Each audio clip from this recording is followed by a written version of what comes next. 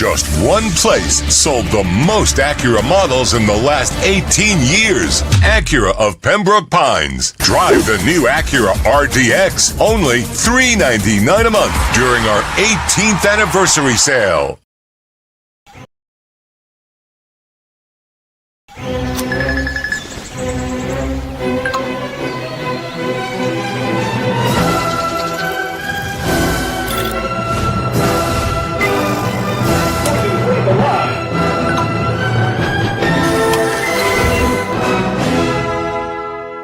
Set the rhythm of your smart home with Sloman Shield Blink, the new integrated smart home platform that automates your life just the way you want it. Sloman Shield Blink, be the maestro of your own home. Come on in to Toyota of Hollywood, where curiosity and extraordinary deals await you. Your golden ticket buys a 2025 Corolla, not $26,000, $17,988. And we've got sweet deals with 0% financing for 72 months, 0 down. Enter our world of wonder, and we'll show you why we're the #1 volume Toyota dealer. Toyota of Hollywood, on 441 between Hollywood Boulevard and Sheridan Street. Open till midnight. When it comes to your smile, confidence is so important. At Moody S Dental, they provide the services to get your smile back. This family-run practice prides itself by offering the latest technology to give your family the best experience possible. Moody S Dental has been in business for over 30 years with offices in Hialeah and Plantation. They accept most major dental insurances. They provide free new patient exams, 20% off select treatments. To qualify, please follow us on Instagram at moodys.dental. Moody S Dental has been in business for over 30 years. To schedule an appointment in Hialeah, call 305-821-0231 and Plantation 954-692-6825. From Invisaligns, dental implants, same-day crowns, and the preventative care and preservation to get your smile back. Go to moodysdental.com to find out more and tell them Big O sent you. The Memorial Day event starts now at Florida's #1 volume Subaru store, Subaru of Pembroke Pines. Buy a new Subaru today with financing as low as 0% APR, or lease a new Outback for only $278 a month. Shop SPPLove.com. Welcome to Caneswear. New store, new items, same great experience.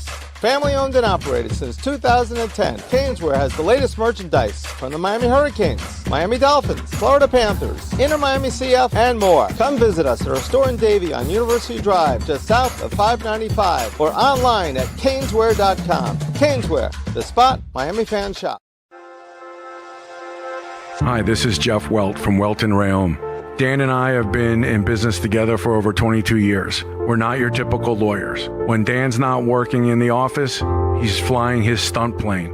When I'm not in the office, I'm either getting tattooed, bowling, riding a motorcycle, or going to concerts.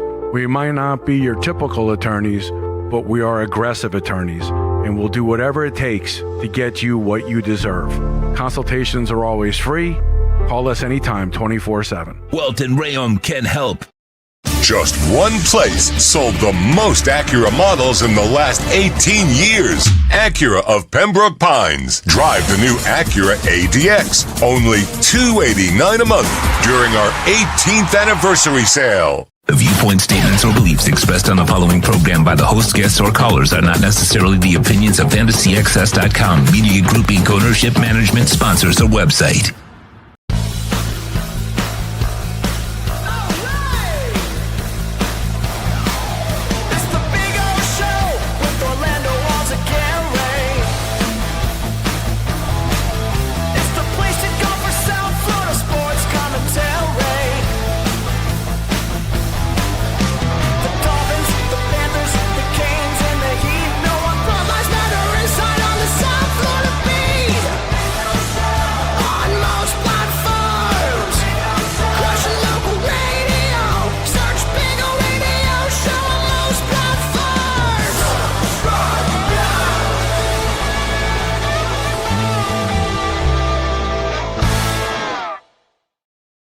Good morning, boys and girls. Welcome aboard. Time to rock and roll on a beautiful Friday, June 5th, 2026. Day number 19,136 since our beloved Miami Dolphins were world champions. Day number 8,919 since the Canes were national champions. And day number 4,732 since the Miami Heat were world champions. There we go. Welcome, welcome, welcome. It is a Friday. So that means Furones and Manny Navarro will be joining us. Talk a little football. Manny will recap the week and heading into the weekend like we did last week that we were talking about the recruiting weekend. And sure enough, they ended up adding the 2 4-star guys, which just outstanding job by Mario. So we'll talk to Manny about all things Canes. And we'll talk to David after all 3 days of minicamp have wrapped up. Scintillating. So we'll find out about the off-season trash aerobics and see what's going on and what he witnessed over the last 3 days. Although I will say this, you guys are very entertaining in the sense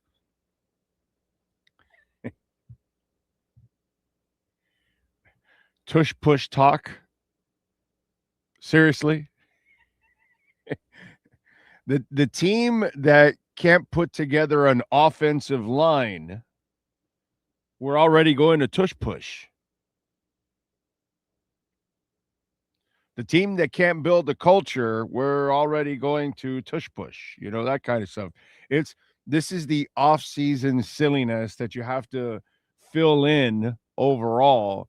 So you've got to figure out a way to just create some kind of talk when there's nothing going on. You know what I'm saying? Talk up Chop Robinson. That's another thing. It's like there's no hitting going on, dude. Nothing. Chop Robinson doesn't even need to be named yet until they start hitting. And then we'll find out, has he made progress or not? Because there's no progress being made in May and June in silly practices in underwears. And you're not going to do the tush push right now either. You know what I'm saying? This is just stupid shit that goes on in the off season because there's nothing tangible to talk about. You know what's tangible? Signing Caden Proctor. That's tangible. Signing all 13 players. That's tangible. I mean, it's expected because the way things are set up nowadays, it's not really, you're not going to have a lot of holdouts. But it's just silly, the conversations we get into about tush push. And it's like, well, before you get to the tush push, you got to first have a really good offensive line that can protect the quarterback, that can run and run at will too. Run on those obvious 3rd and shorts and 4th and shorts, and you push the other side and you're able to do. Then once you've gotten to that plateau, then you can then take it to the next level, which is a tush push, which is the most arrogant way of running your offensive line. Because when you line up for the tush push, you're basically telling the other team exactly what you're doing, and this is the play. Let's see if you can stop it. There are no other options to it. That's it. But before you get to that level, you first have to have an offensive line. We don't know if one guy can stay healthy. We don't know if the second-year player can actually elevate himself. And we still have a rookie going back to a position that he has not played with in years, and now he's playing it at an NFL level. There's only 2 guys you can count on the offensive line, the center and the left tackle. Everything else is a big-ass question mark until answered. And then when they start to answer that, maybe we'll find out if we have an offensive line. And if we answer that, then we could find out if they can run the ball or protect or both. It might be more of a running line. It might be more of a pass blocking line. We don't know how they're going to develop. We don't know what characteristics are going to develop. But before we get to the tush push, that's like asking a toddler to come right out of the womb and take off on a 40. Usain Bolt was probably the only kid in the history of the world that came out of his mom's womb and started running. He broke the umbilical cord. They didn't have to cut it. Usain Bolt ran right out of that womb and then snap.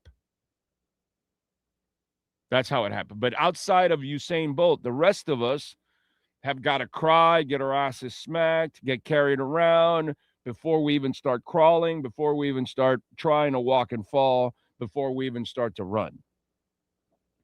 So before we get to the tush push, let's find out if we can field 5 guys that can actually block on a consistent basis, protect the quarterback, which is really important to find out if Malik Willis can play or not. You better protect him. And then we'll find out if you can actually run the ball. And then we could get to the conversations of tush push.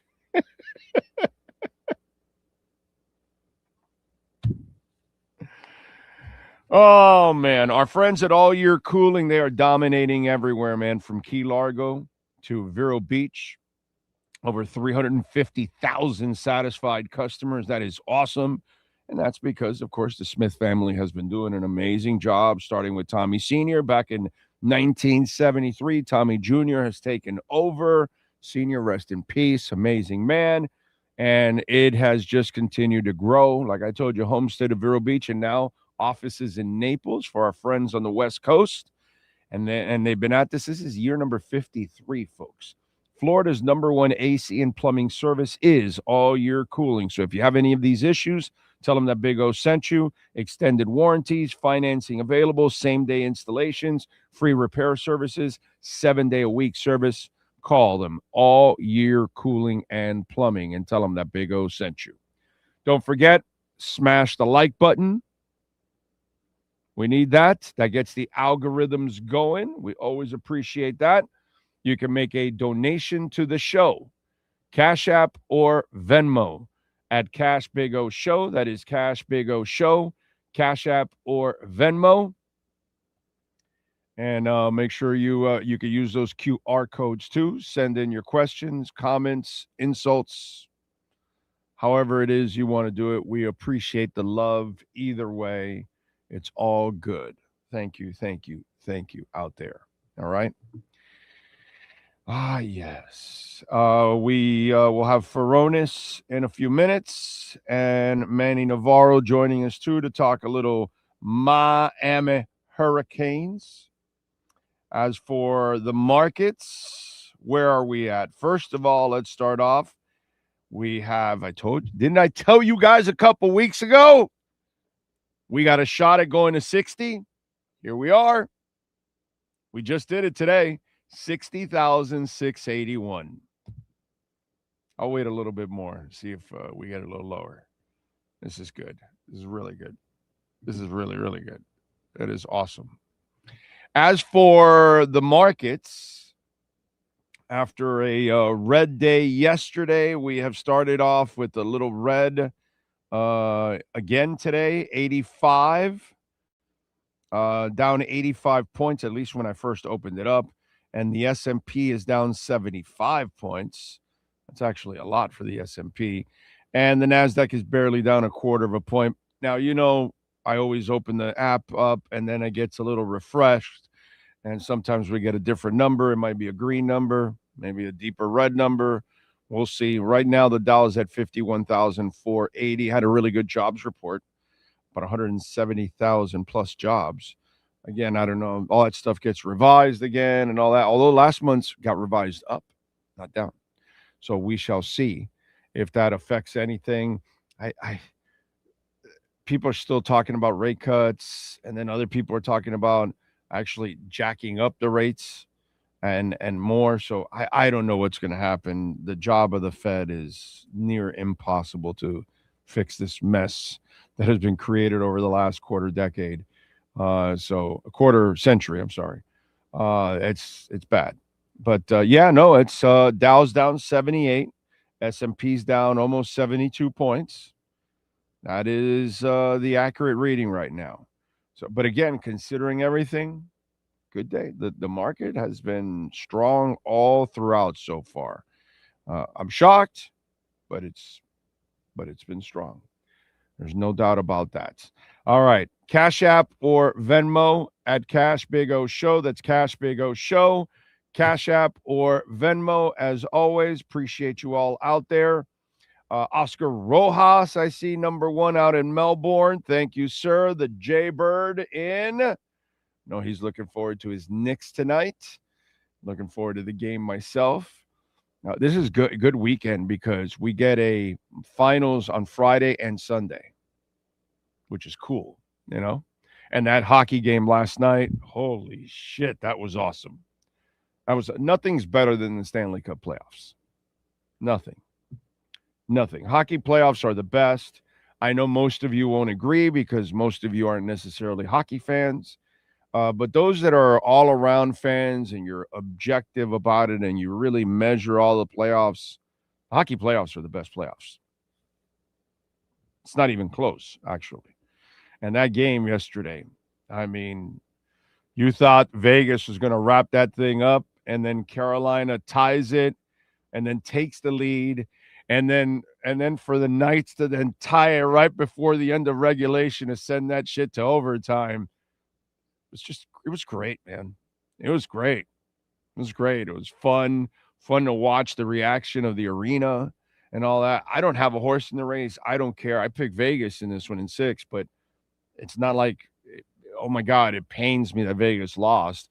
I'm just a fan right now. My team is out, has been out forever. So I'm not worried about it. But as a fan, I want to be entertained. And that shit was entertaining last night, man. That was fun.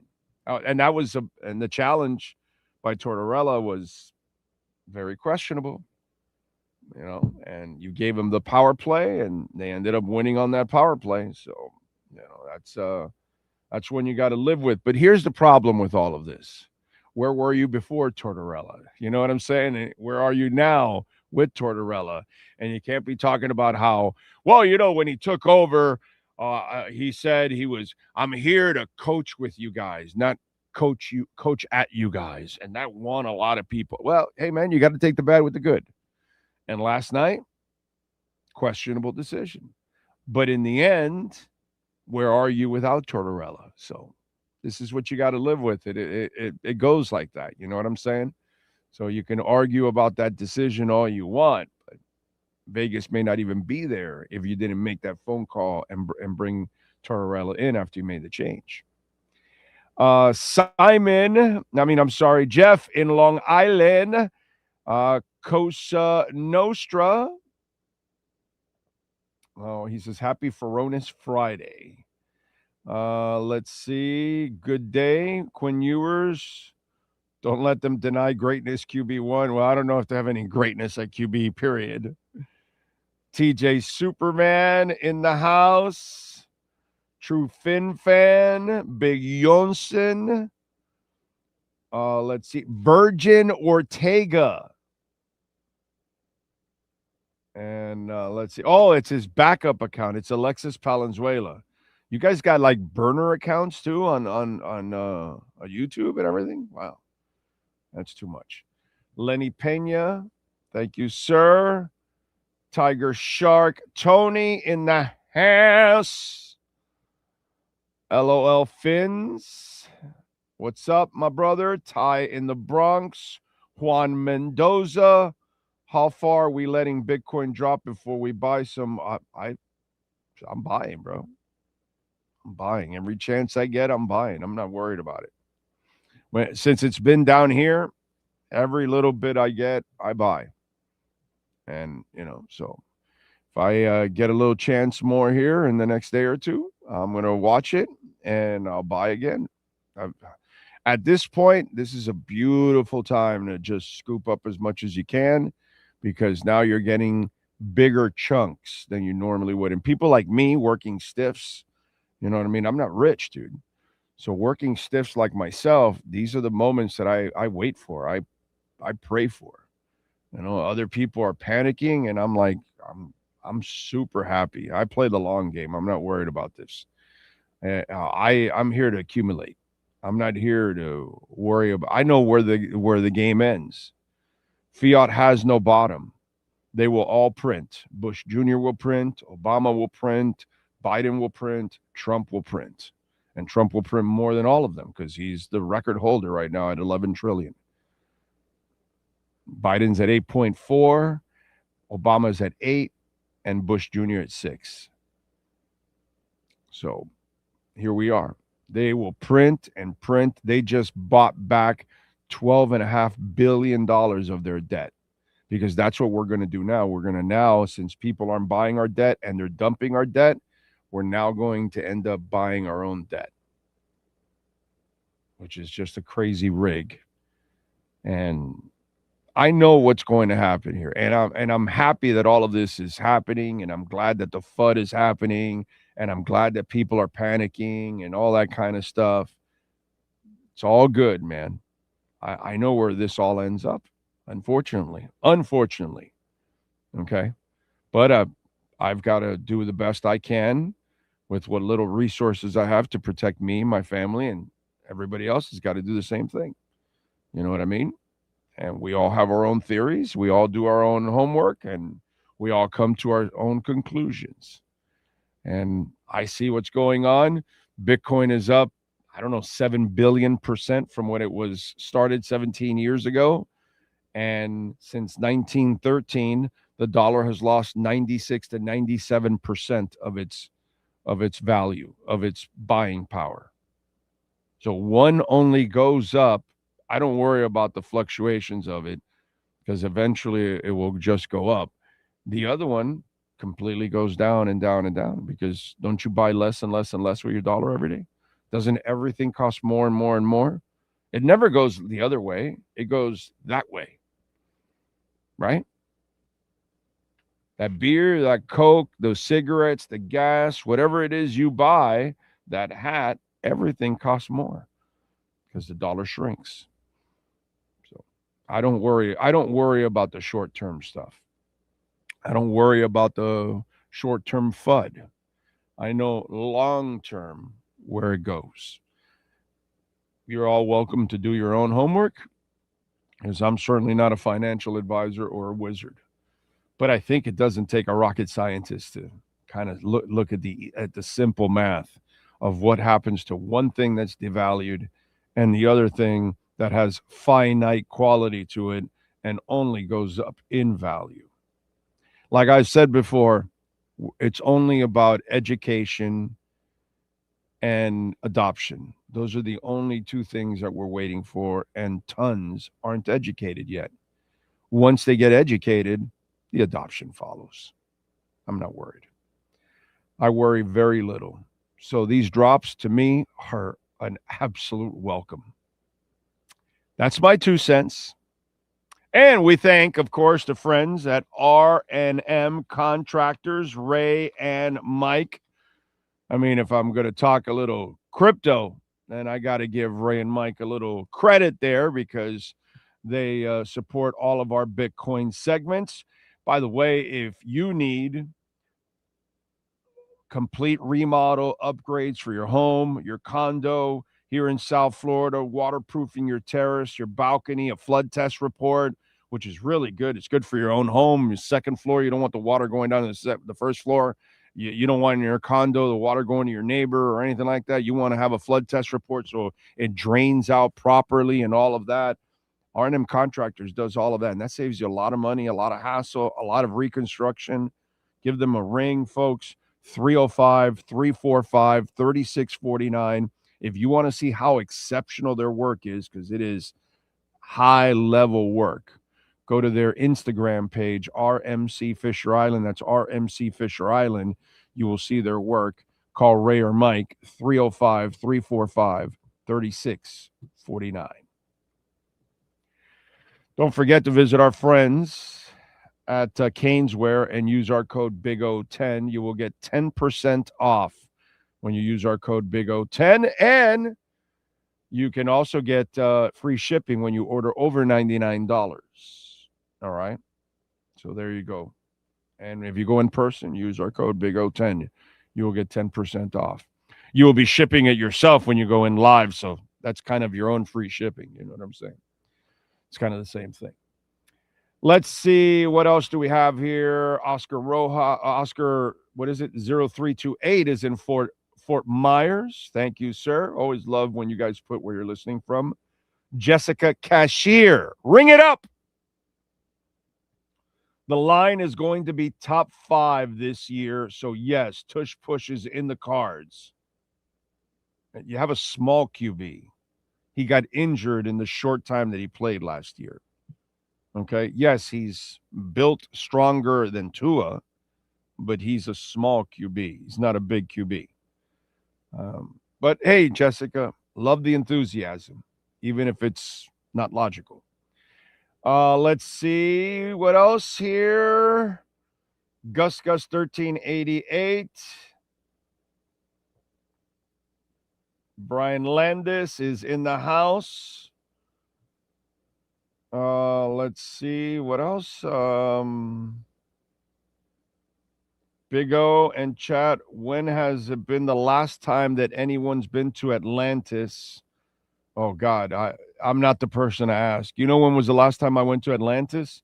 When it opened up. I went there in 97 when the Marlins won the title. No, 2003, I'm sorry. When the Marlins won the title, and I did the post-game show, a couple of post-game shows from the Bahamas, because I was there for, I don't know how many days, like almost a week or 6 days or something like that. So that's 2003, okay? I'm not the person to ask. I'm terrible to ask. Let's see, when did Atlantis open in the Bahamas? Because I know it wasn't open very long after I went at 2003. Let's see. Oh, well, it officially debuted in 94. The property was finalized with the iconic Royal Towers, which had been their grand opening on December 11 of 98.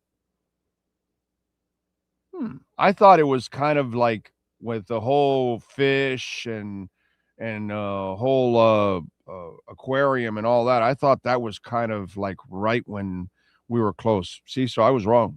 So I guess in 2003, it was already open, but they were doing some crazy ass promotion, if I remember correctly, back in 2003 for that. So I don't know. Maybe they opened it, but then when they upgraded it with all those other amenities, the glass slide and all that you go through the aquarium and all that into the pool, maybe that was added after or something. I'm not exactly sure. But I remember that we were there and we were kind of celebrating something about Atlantis's grand opening or something like that. I could have sworn there was something to it back in those days. But that's when I was last there. So I am the last person to ask because it was 20-something years ago, the last time I went to Atlantis. I haven't been to the Bahamas in a long, long time, man. Fun place, expensive, gouge your ass all over the place, but it is a fun place because it's kind of you got to go to the other islands to kind of really enjoy the Bahamas, like the way the Bahamas are. Like when you go to Nassau, Freeport, it's just kind of a tourist trap. You know what I mean? It's fun and all that, but it's expensive, man. It's definitely expensive. But that's how it is in a lot of Caribbean islands, that it's not cheap, man. It's because you're going to get, some privacy, and you're going to get some amazing beaches too, on top of all of that. TJ Superman is in Miami Springs. That is my rival. As a T-bred, Miami Springs is my rival.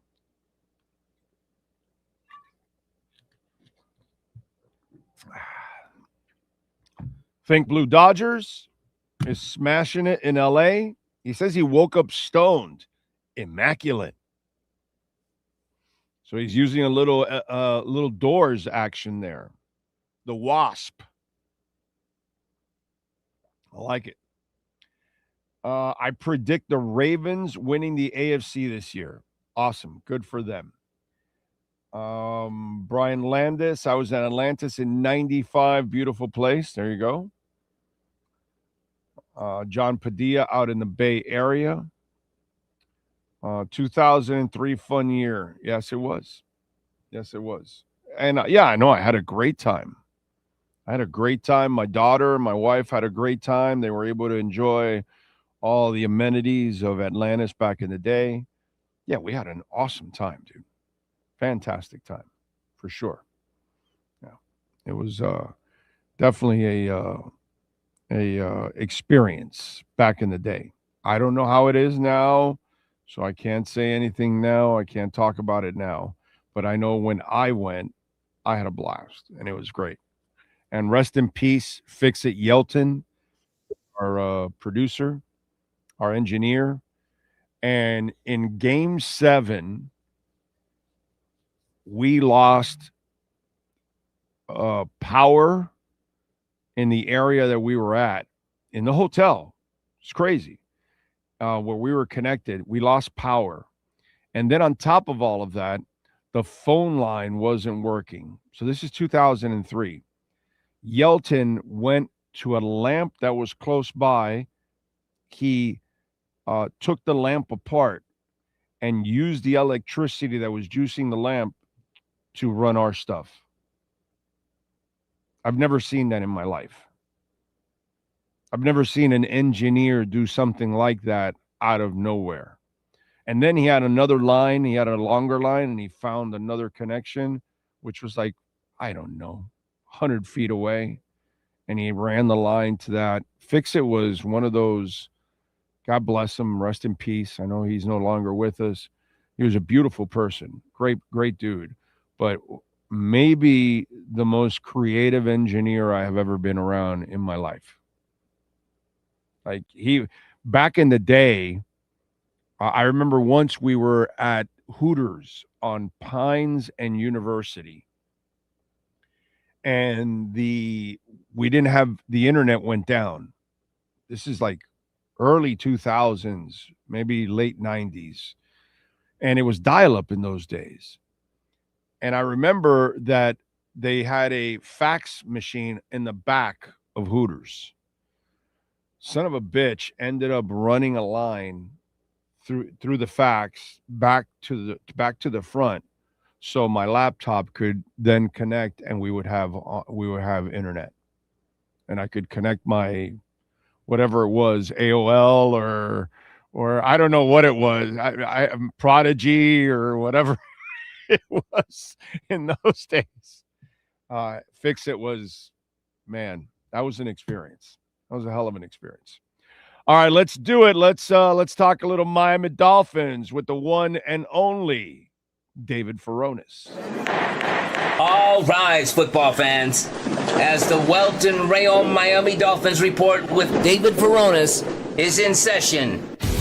Welton Rayon has more than 62 years of litigation experience handling insurance disputes. They are committed to resolving even the toughest insurance claims quickly. Call them for a free consultation. 954-966-4646. Here's Miami Dolphins insider David Furones. And Brian, that is the perfect description for Fix It Yelton. That is some MacGyver shit. Oh, exactly. That's what that was. He was the MacGyver of engineers that I've ever worked with. And I've worked with some really good ones over the years, but like Fix It, I don't know if there's anybody like Fix It. Yeah. Good morning to you, Mr. Furones. Could you disassemble a lamp and connect and get electricity from it to run a broadcast? I've never had to, so I mean, without the experience, then I wouldn't trust myself. I guess I would.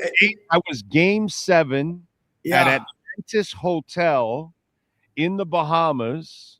Our electricity went out in our area, and he's noticed that the lamp had electricity.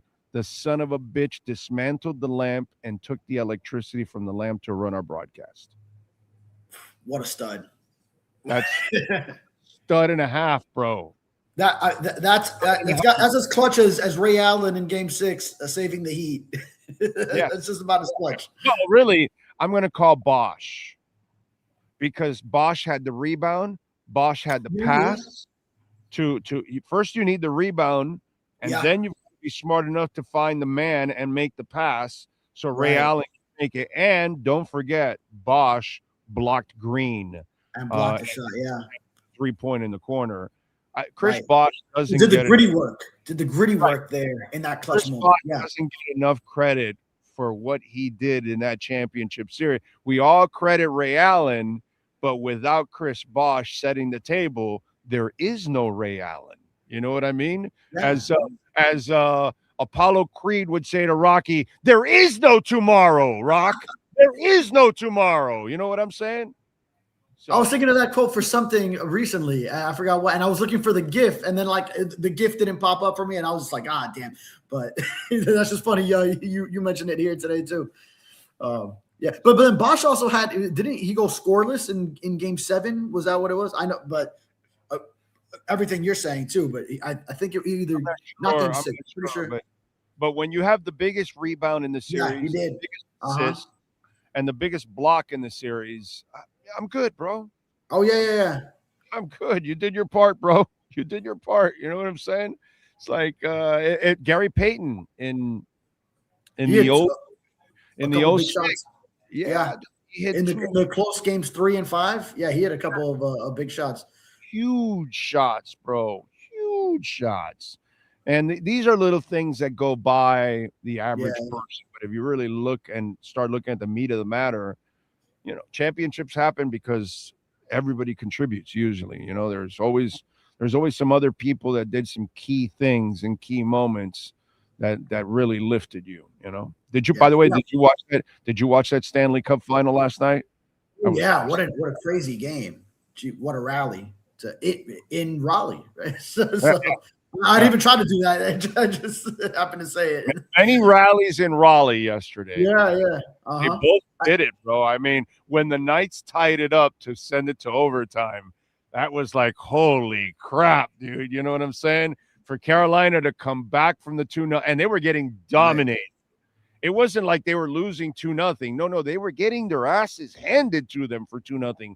And then all of a sudden they broke through and they started to, you know, have success, and then they tied it up, and then they take the lead, and then for them to come back and tie it, that was just amazing, man. That was amazing. Yeah, no, I thought Vegas was going to coast. I mean, I kind of just had it on. I was like on my phone, and I just had it on in the background in case something happened. And then I was like, okay, you've got my interest now. And then, it was just wild how everything transpired. I pulled up the box score, that the Game 7 2013 finals, Bosch did go scoreless, but he wasn't the only one. Ray Allen, after he hit the big shot, he also did not score in the Game 7. LeBron had 37, Wade had 23, and Battier 18 because he hit how many 6? It was on 6 threes. But wild how sometimes like a Game 7 could just have like such wacky stats, but you just pull it out however you can. Right, and one thing that I always agreed with Jimmy Johnson is, stats are for losers. If you just look at the stats, they never tell you the whole story of anything. That's the problem sometimes. And so sometimes people are lazy and they just lean on the stats, and it's like, well, did you watch the game? Because like if you watch Josh Hart from the game, because if you look at it, all the intangible stuff, he didn't really score much, but he rebounds, steals, his assists, you know, that's what ended up hitting. You know what I'm saying? So you would only look at the offensive performance, you're not going to look at all the other stuff. Other things go on in the game. You know what I'm saying? So sometimes you got to look at everything, because there are other reasons why you win too. You know what I'm saying? It's not only the obvious person that scored 37 points. Somebody else has got to do some other little things there, here and there. Yeah. No, that's why there are ways to manipulate a box score through usage in basketball, where if every single possession is ending in either your shot or a shot that results from your pass, yes, you're going to end up with a lot of points and assists. Even if you're down 20, like just if your whole offense is running through one person, then that person is going to grab a lot of points and assists. We'd go down a rabbit hole if I continued, but this is why, even though LeBron James has a better maybe points, rebounds, assists combination than Michael Jordan, like Michael Jordan is the GOAT to me, hands down. And they're still 1 and 2 overall to me. It's not like I'm going to downgrade LeBron James or hate on him to bash him down, but it's just Michael Jordan would take some tougher shots and maybe not be as efficient with the field goal percentage. But LeBron might pass on those and then leave it to a sometimes open, but sometimes a lower percentage shooting teammate to take the big shot. And then maybe he would have won a few more championships if he went and just was more aggressive in some of those key moments. So that's why, Michael Jordan, that's why he was 6 for 6, because what he did won his team the title every single time he was in it. All right. No surprise. All 13 guys are signed. It's just kind of a formality overall nowadays. When they signed the first 10, I told everybody the other 3 will sign. It's not a big deal. They all will end up getting their deals. So no surprise with the 13, right? Yeah, no. And good that none of them really went deep into like close to training camp with some hubbub over some guarantees or what have you, especially like we've seen some second rounders now quabble over some of the language in the rookie contracts. So, these things are vastly predetermined given the slot value of the different picks.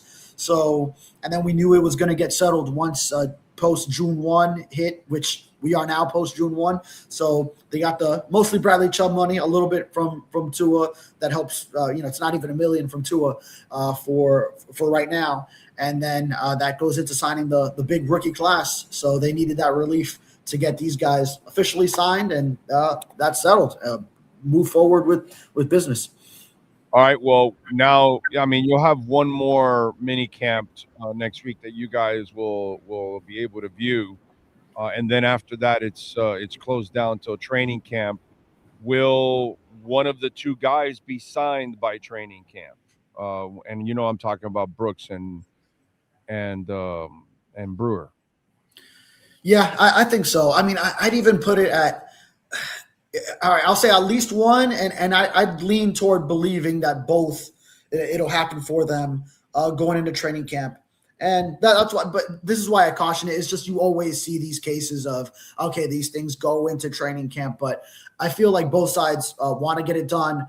I know from everything John Eric Sullivan has said that he's viewed those 3 guys, Devon Achane and Brooks and Brewer, as the 3 who are up for extensions this offseason that he wants to build around and views as pillars, as foundational pieces for the future, guys that he inherited.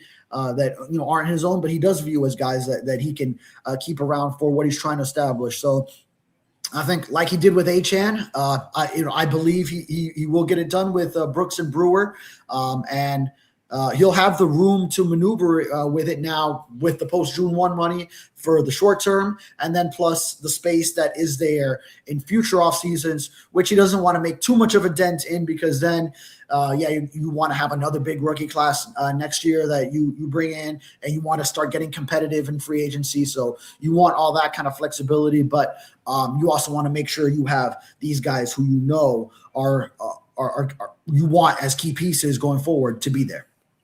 I'm with you there. All right. Overall, when you look at the tush push story out there, can we first get to seeing if you have an offensive line that can actually line up and play week in and week out, that can actually protect the quarterback, that can actually run the ball before we even talk about tush push? I find it very humorous to bring up tush push, because the amount of confidence you have to have in an offensive line to line up and do a tush push, because everybody knows what's coming. So you're playing bully ball. Before we get to that point, don't you have to have an offensive line first? Yeah, they got a left side of the offensive line from left to center. So, can you run it behind? Can you just go over to them? How sure are you of that, Proctor? Oh yeah. Well, for tush push. So let me qualify. For tush push purposes, the biggest guy you got is at left guard right now. So Caden Proctor. I feel good about just having Caden Proctor move people in front of him. So just based on his sheer strength and body and mass. And then make sure Ollie Gordon is the one actually pushing. You can't have Devon Achane pushing Malik Willis forward. Yeah, and that's the other thing. Malik Willis is not a big guy, dude.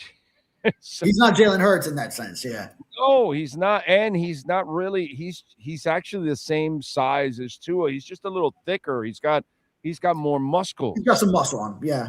No, he's got muscles. Definitely, yeah. But still, he's still not a big guy overall. That's a punishing way.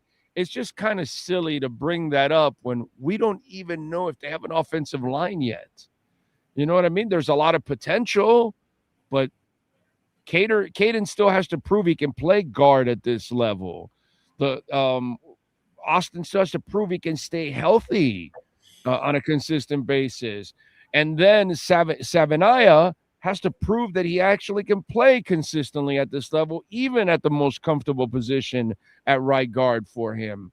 There's a lot of question marks before we get to tush push category. Sure. It's kind of crazy. Sure, but all those question marks are within scheme. Like, all right, can you pass protect? In the wide zone, can you get out there and find the man you need to block and deliver it the right way to free your running back? Tush push is just rugby style play. Just push forward, use your sheer strength. So that's kind of just like, backyard.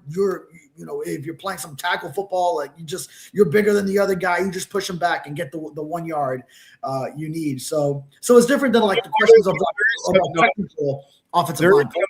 There's some technique to it because you do have to fight for the lower position and you have to get the leverage. So there is some technique to it because if it was just that simple, then everybody would do it and everybody can't do it. So you have to have the right people, the right personnel, and you have to be impeccable in your execution. And then because sometimes, the great make it look easy. And when Philly does it, and by the way, with their new center, they weren't as successful as they were with their old center in Kelsey. The percentage was a little better with Kelsey than it was without Kelsey. You know what I'm saying? So these kind of things do matter. There is some technique to it. Right. And Aaron Brewer, so, I mean, you're talking about the center who is the most key component. He's known for his athleticism. He's maybe the most athletic center there is. Obviously, he's very strong too. So, but he's just not like the massive type of center too. So, yeah, I mean, there's a lot of time. He's not a big center. He's listed at what is it that they have? And this would also be like kind of outdated too from, but he's he's under 300. He's 295 is what they list him at. And 6'1". He's known for his athleticism at the position. How big is he? And how big is he? 6'1". 6'1". You see, he's not a 6'3", 6'5" guy. 330, 350 at center. But he can get up. Right, he could be the low man too. What you're talking about. You got to be lower than the defender. So he can't do that part of it for sure. Right. No, I know, but you got to have leverage when it comes to when it comes to all that. That's why I'm saying, like, I'm gonna look it up just for the hell of it here, real quick, because he moved over to the Raiders, because they went and signed Lindenbaum from the Raiders. He's 6'2". See, so a little bit bigger. Although Lindenbaum he's at 305. He only has 10 more pounds, actually. Yeah. He's like a fool. Makes a difference. Yeah. Yeah, but it's a couple of inches. Okay, I get it, but and 10 pounds, but he's not necessarily considered a big center. That's why I'm just saying that we need to get to the point first to see that they can actually play the offensive line. They can actually protect the quarterback on a consistent basis. When that happens, then we can start to talk about other things. When they can run the ball consistently, then maybe you can get to that point. Okay, let's see if you can pull a tush push, because let's be honest, how many teams do it successfully? How many of them are there? No, I mean, you think of the Eagles for sure. The Bills do it successfully. And the Bills do it because they've got a monster quarterback. Josh Allen is a huge X factor in pulling that off. I don't even call that a tush push. That's a Josh push. That's not even a tush push, bro. You know what I'm saying? That's a Josh push. Josh push. Yeah. That's an Allen shove is what it is. It's not even a tush push, overall. It's because Allen looks like something you could do with the Allen name. Mullen Allen. Nah, that doesn't. I'm just spitballing. You got to come up with some kind of nickname because it's completely different. But that's what I'm saying. That's the other thing. Before we get into this conversation, how many teams in the NFL can actually do this? So it's kind of a silly conversation.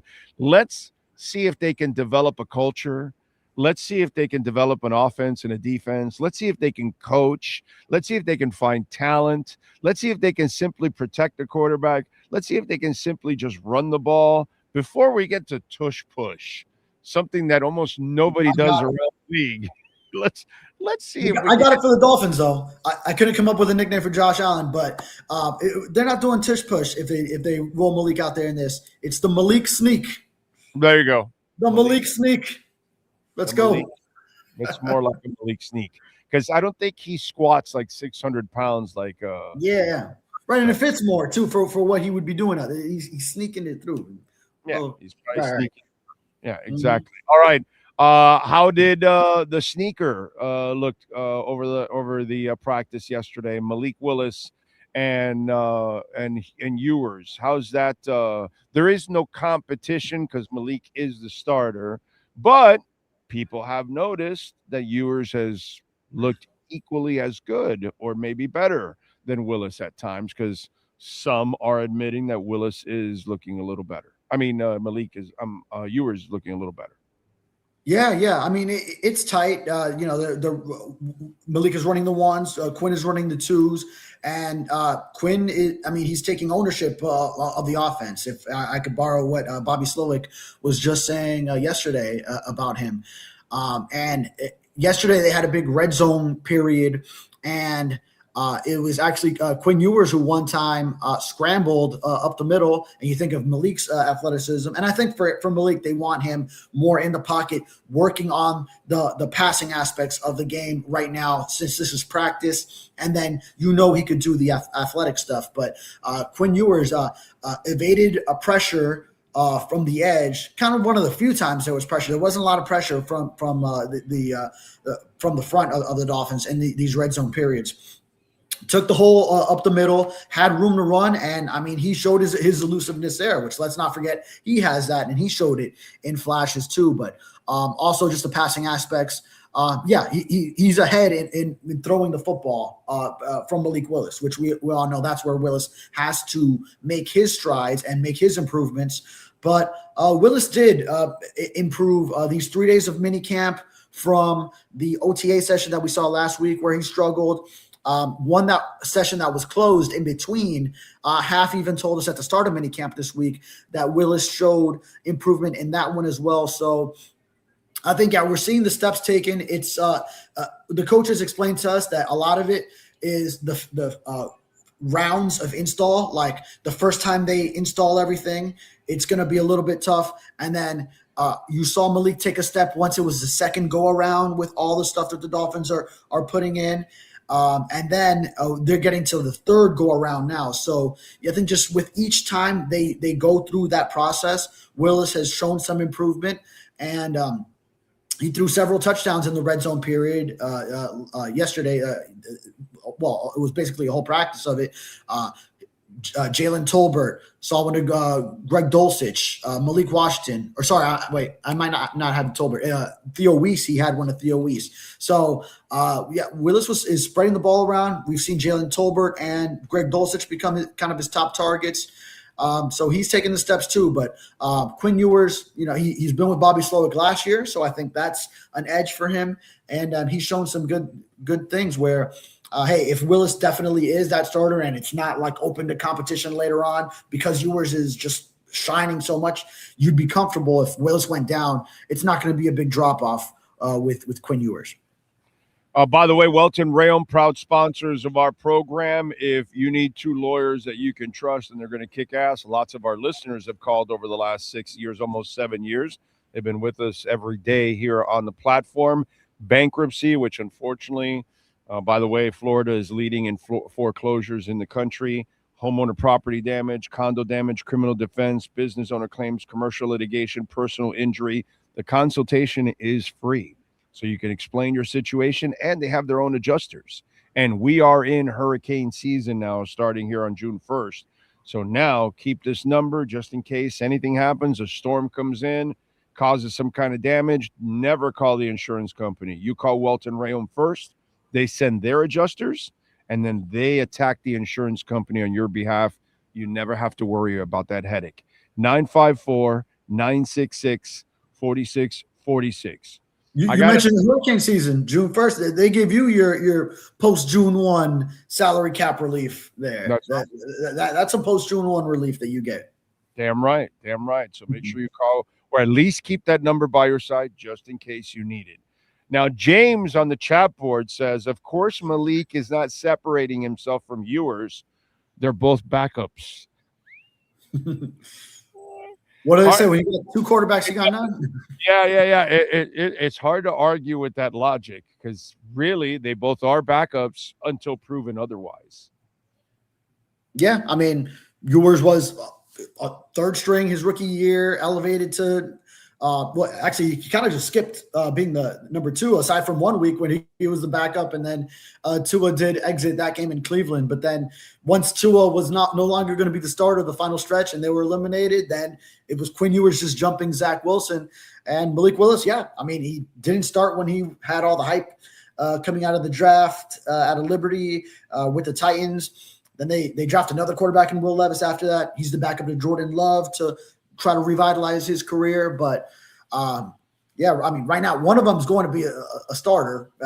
Malik Willis, obviously, with the contract that he was given and the confidence that these Packers guys have from seeing him, the brass that is the Dolphins now that was with him in Green Bay. So, now he's elevated into a starting role, and then he's got to prove it to keep it.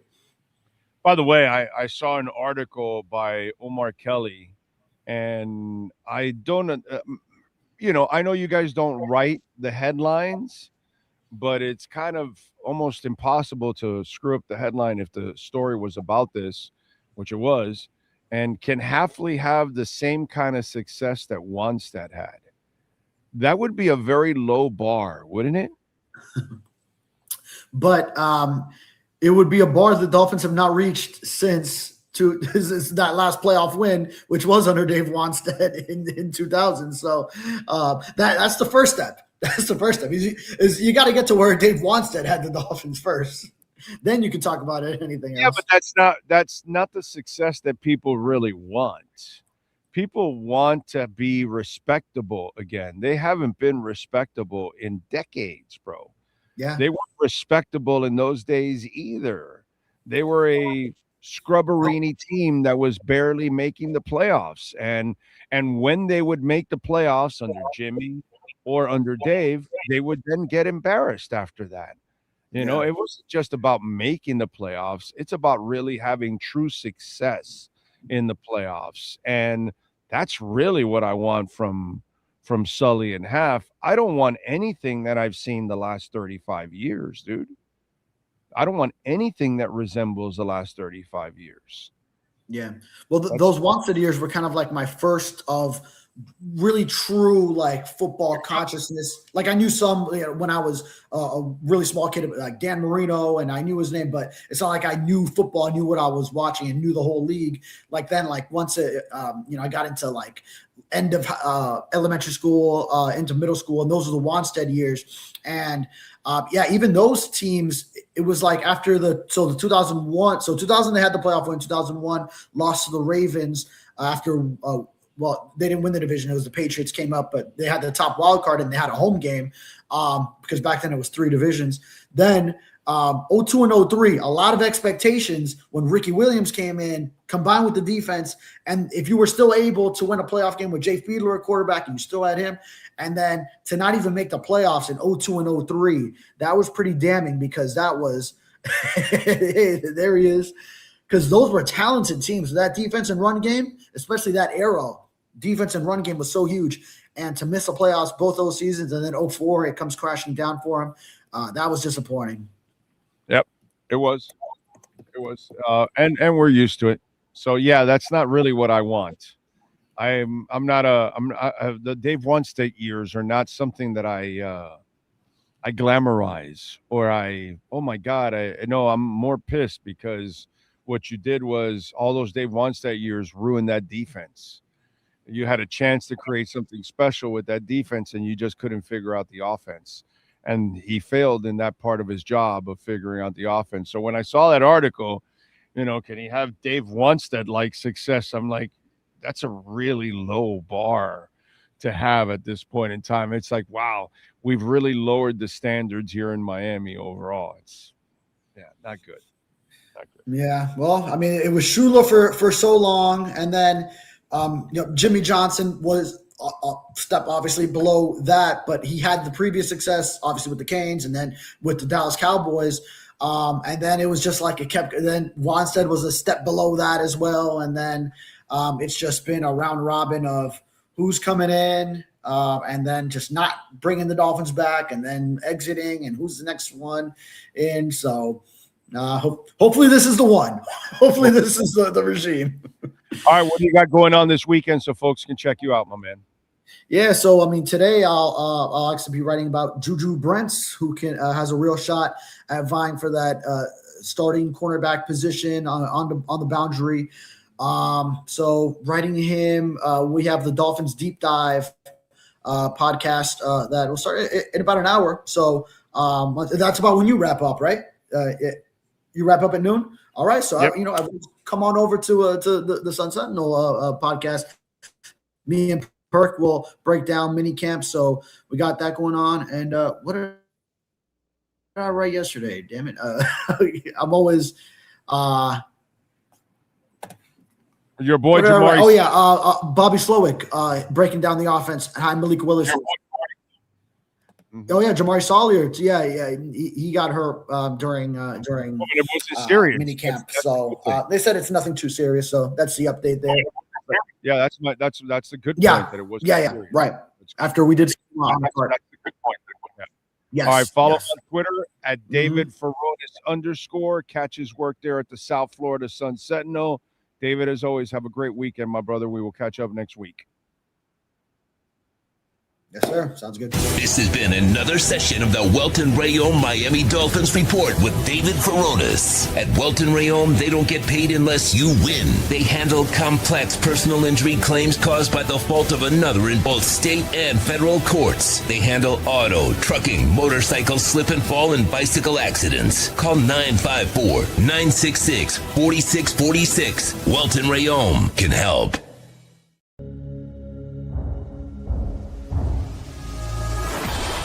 Just one place sold the most Acura models in the last 18 years. Acura of Pembroke Pines. Drive the new Acura Integra. Only $239 a month during our 18th anniversary sale. All right. There he is, the man, the myth, the legend. That is Manny Navarro. How you feeling, baby? How you feeling? Doing good, I mean, I got my big pickleball tournament tomorrow at the Yards. I got like 50 teams coming out to play in our tournament, so we'll be busy on Saturday. And listen, Mario Cristobal keeps landing like the best recruits in the country every other day. So job's going great, life's going great. I can't be happier. You mentioned that, and yesterday I talked a little bit about it yesterday as they added their 5th 5-star player to the mix with Jaden Bryant, the edge from South Carolina.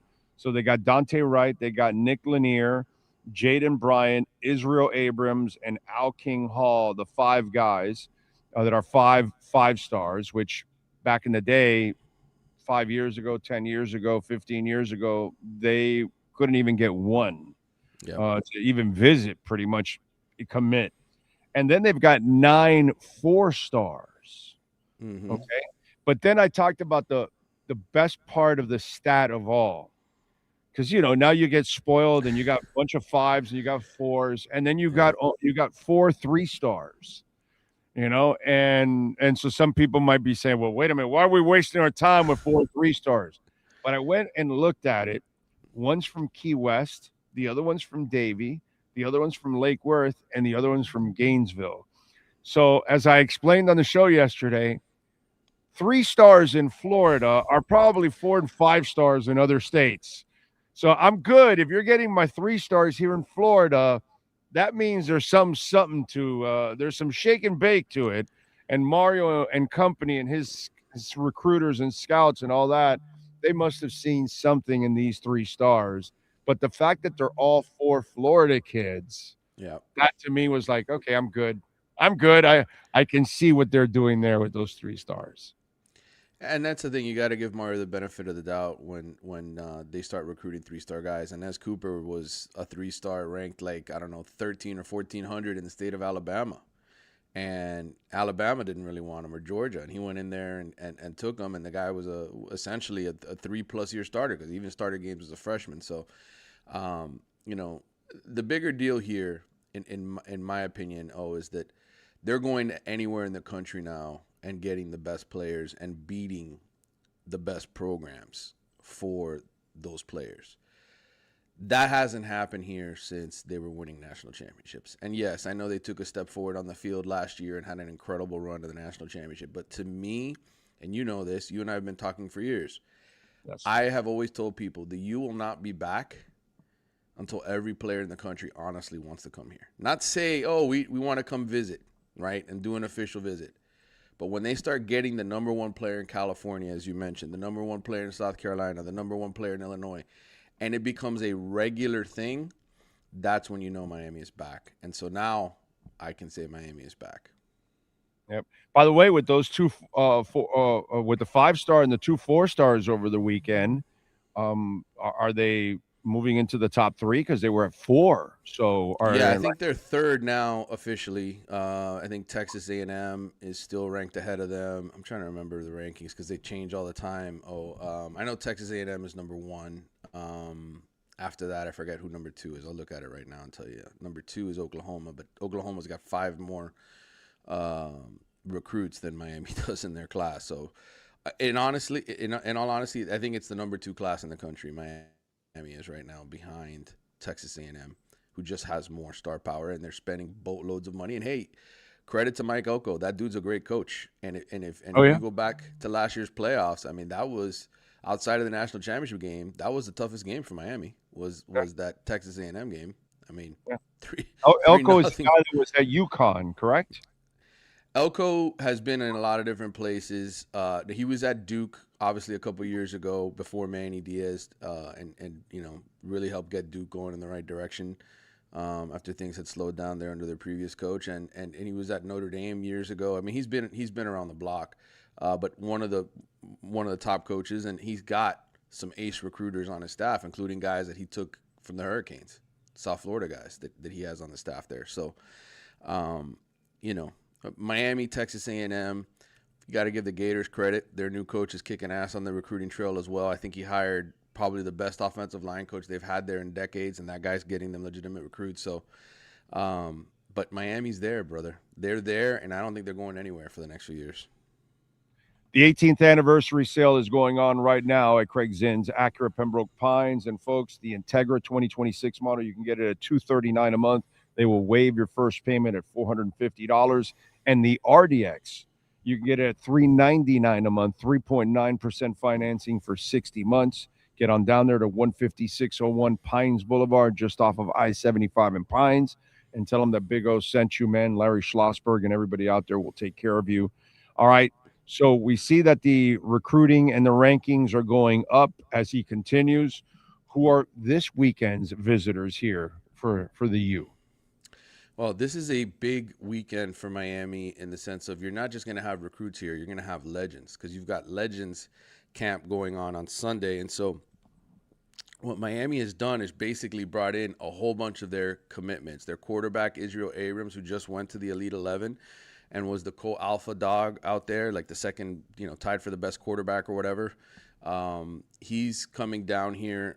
You're going to have a bunch of other, recruits, commitments, Trey Moore, Ty Keys, Torrey Williams, Tyler Ford, all these guys that are part of the offense.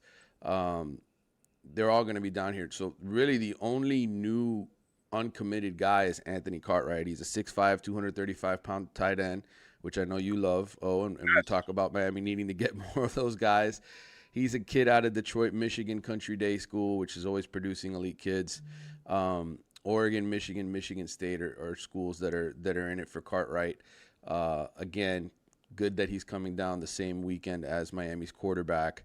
And when all these legends are going to be here. When you have a kid come in on the same weekend as a bunch of commitments, local and from around the country, that usually bodes well for getting a commitment. Does he pull out the stops like he says he sends Malachi over to hang out with the guys and all that? And I'm just wondering, right? Yeah. I mean, Well, the kid who flipped, Jaden Bryan, his sister put out a video online, and you can see it on social media, of what the weekend was like for them here in South Florida. And you see, obviously, not only are they treated great, but you see that they have sessions where the players themselves come in and talk about their experience. Because one thing for the coaches to sit here and sell the program, right? They have to do that. But when you get the testimonials from the kids who come in, and it's not just the superstars, it's the regular average Joes. Hey, this is how I'm treated. This is what it's like when I'm sitting on the bench. This is like when I'm being redshirted. To share those experiences, then it's much better for the parents to swallow, because the kids all think they're going to be stars. In many cases, so do the parents. But sometimes it's good to just hear what the average Joe on the roster has to say. And so I think that's what a lot of these parents value. At least when I talk to them, they say, hey, it's good to hear the kids that are sitting on the bench talk about what their experience is like. That is a cool thing. And if you can whip out the heavy guns like a Malachi comes in, because obviously he's so likable, and I'm sure he will help you in recruiting, because that's like the face of the program at this point in time. He's everywhere, brother. I mean, he's on the cover of the new football game, the EA Sports college football game that I'm still buying even at age 47 and playing on my free time when I can. He's a superstar. He's a great person. Bruce Feldman had an excellent article in The Athletic about Malachi and his passion for blocking. Recommend you guys get a chance to go read that story. Please do.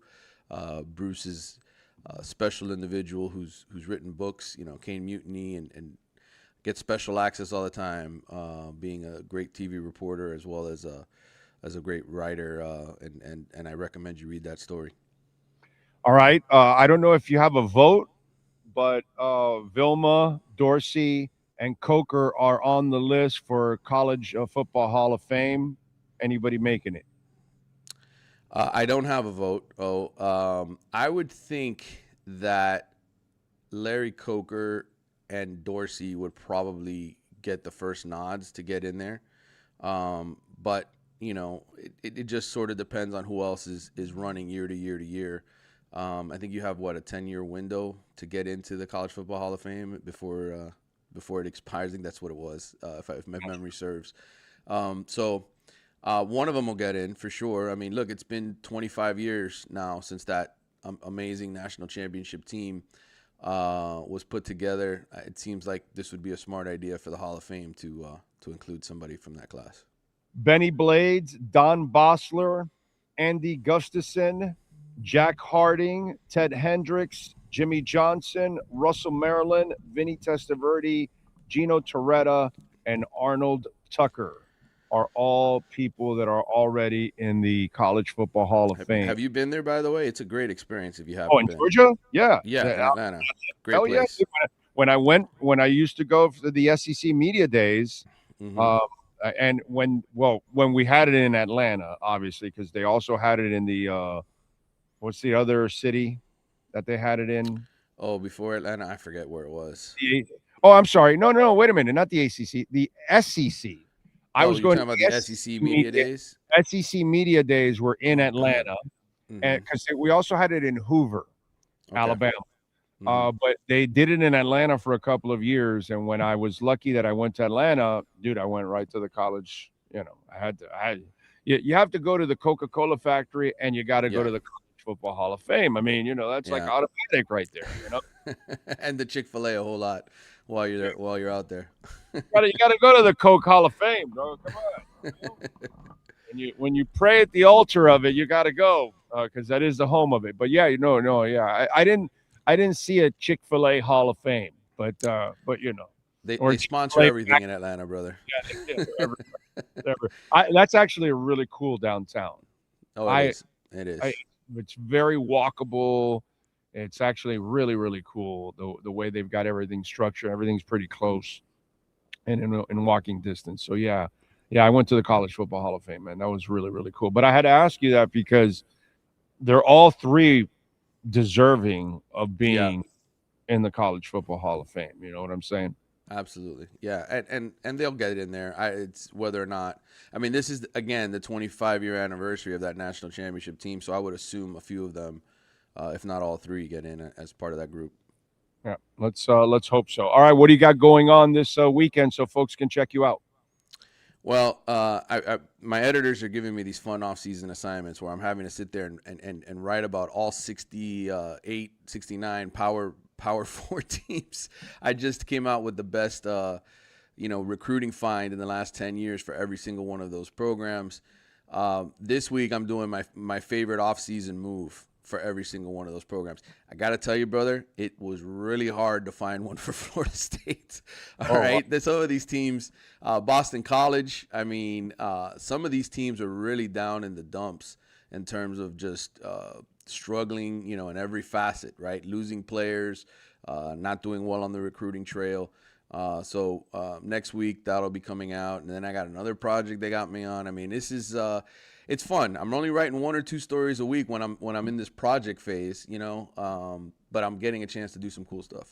All right. By the way, because we have a hardcore supporter on the show, Skyler, who happens to be a Clemson alum. Okay. And you know, he came at me like the alum, like, because I told him that, you know, Clemson really shouldn't be hanging with Miami this year, and he goes, "Well, they're spending big in NIL," and I looked it up, and they're at 5 to 7 million, while Miami is with Ohio State and Texas at 15 to 20 million. You know what I mean? So I'm just saying, since you keep up with it, do they have 5 stars and 9 4-stars in their recruiting class for 2027? From what I'm remembering of what I've seen of this class, and I'll go to their class right now. They're 6th in the country, 22 commits. They've got 12 4-stars according to the 247 composite, which is the one that we use mostly at the Athletic. But this last recruiting class and the last few before this one have not been that great. And I'm sure he would tell you that it's not where Clemson used to be when they were getting and competing for national championships. Last year's class, I'm looking it up now, was ranked 20th.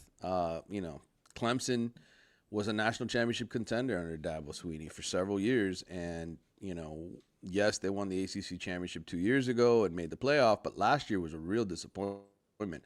9 NFL draft picks, and you go 7-6. So I think recruits are beginning to get a little queasy about what's happening there. I'm be very interested to see if Clemson, as this season progresses, is able to win enough game to hold on to some of these recruits. Because you know what this is. Summertime, everybody commits. Everybody gets their signing bonus, right, when they're in high school. And then come December, people are going to be saying, well, is Dabo Swinney still going to be the coach at Clemson? Or is it time for him to move on and for the program to find somebody else? And whether or not they're honestly able to hold on to recruits will be the big question to me. But right now, by the way, I'm looking at it myself now. They don't have one 5-star recruit. Not a single one, no. But they do have a top 100 guy in Jamarian Simmons out of Tallahassee, Florida, and I think a big part of that is because the Seminoles suck so much right now that anybody can go into FSU territory. And wait a minute. Is he the little brother of the other Simmons that was there in Clemson? I don't remember if he is or he isn't. I have to look up his bio and see if he was. He might be, but track and field guy, and I think he played basketball as well. But his brother, if I'm correct, was a D lineman. Right, you're thinking of that's if that's the same Simmons. I don't think it is. So, okay. But again, important year for Dabo Swinney and Clemson. They play Miami. They host them. They need to win bad. They need to win an important game. They open with LSU again. I don't want to say this is put up or shut up time for Dabo Swinney because he's a legend. He's won 2 national championships. I think he deserves his flowers. But I think there's a lot of Clemson fans and a lot of college football fans that are very interested to see what they do coming off of last year's 7-6 season and whether or not this is the end of his time there. It's not that it's the end of his time there. He's just taking an ignorant stance to everything. He's never been a fan of paying the players and all that kind of stuff. You know what it reminds me of? The Miami Heat. Mm-hmm. Things change, but you don't want to change? Well, what the hell is wrong with you, bro? Things change. You have to use the NIL. And if you're not going to use the NIL, well, then everybody else is going to pass you by and you're not going to be the same powerhouse. You're the Miami Heat. You see that Houston, OKC, San Antonio, Detroit, Orlando, everybody's tanked and gotten young stars and turned their teams around, and they're all on the upswing. Yeah. You stand here with your nose up in the air going, no, we're above tanking.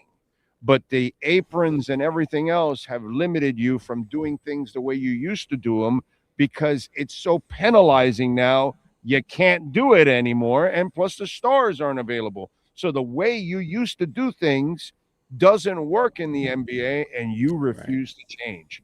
To me, Dabo and the Heat are the same ignorant stance. It's a good comparison. It's a good comparison. I think it's a fair comparison. I think for Dabo, this is it in my mind. He still has the financial support of the boosters right now, but I think there's enough people on the fence that say, hey, you go 7-6 again, or we're nowhere near making a playoff or contending. Our support is probably going to go elsewhere. So I think it's a big, important year for him. I think the administration feels the heat, and they better be good. And I don't know that they are. In all honesty, I really don't know that they're going to be. They lost to a lot of good players. Has Brett Venables left and then passed them up with his own program? Yeah. I mean, the reality is Venables was a huge part of Dabo's success. I mean, that defense, and I know people accuse them of stealing plays, and that's what Venables is known for. That's the knock on Venables is they're cheaters, and they sit there and they pull the old Michigan Jim Harbaugh thing where they're stealing everybody's plays from the sidelines and doing that kind of stuff. But Venables has Oklahoma, in the playoff and playing better right now than Clemson, right? I mean, coming off of last year. Yeah, no, I'm with you there. But it's interesting stuff. I'm with you. I don't think this, but if there's another one of these, I think if he has another one of those screwed up years, this will become like the hot seat year, and then the next year it becomes like, yo, you better turn it or you're gone. I could see him retiring or announcing his retirement, and if another team wants him, the same way Kyle Whittingham, retired before Michigan called him to replace Sharon Moore, I could see the same exact thing happening. By the way, and I know we're going long here, but the ACC, good God, if it wasn't for Miami, where would they be right now, right? In all honesty, Florida State, Mike Norvell's a dead man walking. Dabo Swinney and Clemson are coming off a terrible season. North Carolina, Bill Belichick, I mean, geez. I mean, every other marquee team in the ACC is just down in the dumps right now. What do I call the ACC? What do I call it for that acronym? I forgot. Say it again. Tell me again. Another crappy conference. Another crappy conference. That's right. Yeah. Yeah. That's what I've been calling the ACC for years. Like we used to call the Big Least, not the Big East. We call it the Big Least. And now you're in another crappy conference because you went from the Big Least to the ACC, so you went to another crappy conference. That's just that's just been my whole MO for this whole thing for the University of Miami. But hey, man, as long as you take care of your own business, you've proven that even in crappy conferences, you'll continue to be in the mix. The one team recruiting the way you're recruiting, you'll do the same thing you did in the Big Least. Easy road to the playoffs, and then when you get to the playoffs, you take care of business against the big boys. And that's what they used to do. Trash Big East and then go kick Oklahoma, Nebraska, and everybody else's ass. Yeah.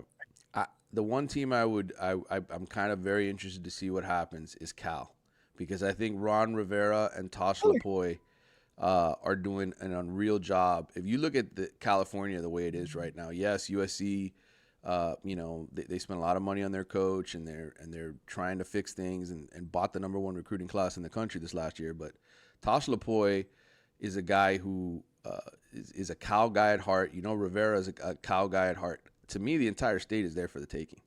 And the moment somebody really good takes over that program out west, they can pass Oregon in my mind. They can become a premier program because that's where all the talent is. And I think a lot of those Cali kids want to stay home and play for the best program.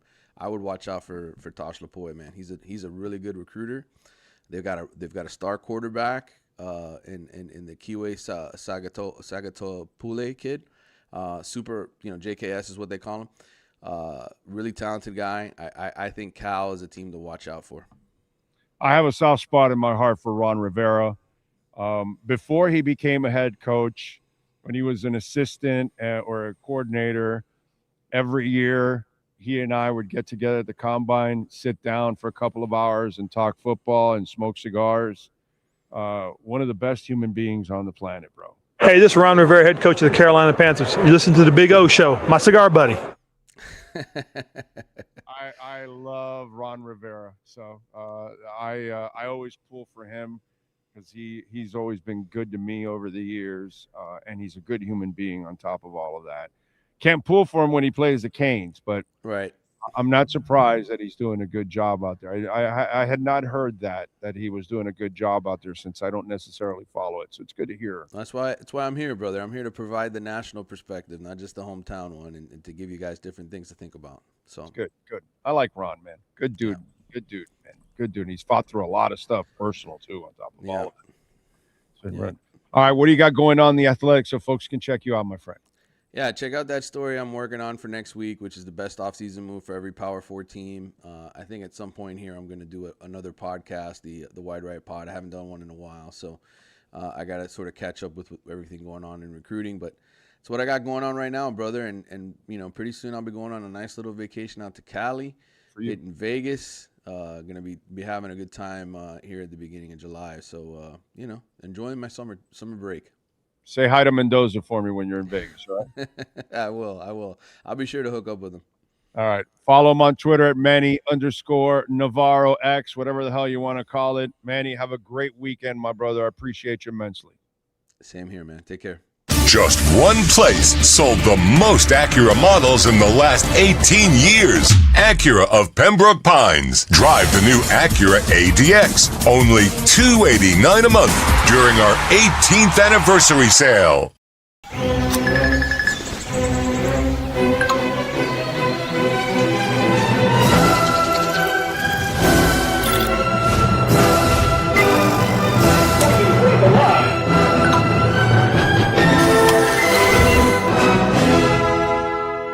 Set the rhythm of your smart home with Sloman Shield Blink, the new integrated smart home platform that automates your life just the way you want it. Sloman Shield Blink. Be the maestro of your own home. Hi, this is Jeff Welt from Welton Rayom. Dan and I have been in business together for over 22 years. We're not your typical lawyers. When Dan's not working in the office, he's flying his stunt plane. When I'm not in the office, I'm either getting tattooed, bowling, riding a motorcycle, or going to concerts. We might not be your typical attorneys, but we are aggressive attorneys, and we'll do whatever it takes to get you what you deserve. Consultations are always free. Call us anytime, 24/7. Welton Rayom can help. All right, folks. Thank you all out there, as always, for tuning in. We appreciate Manny Navarro.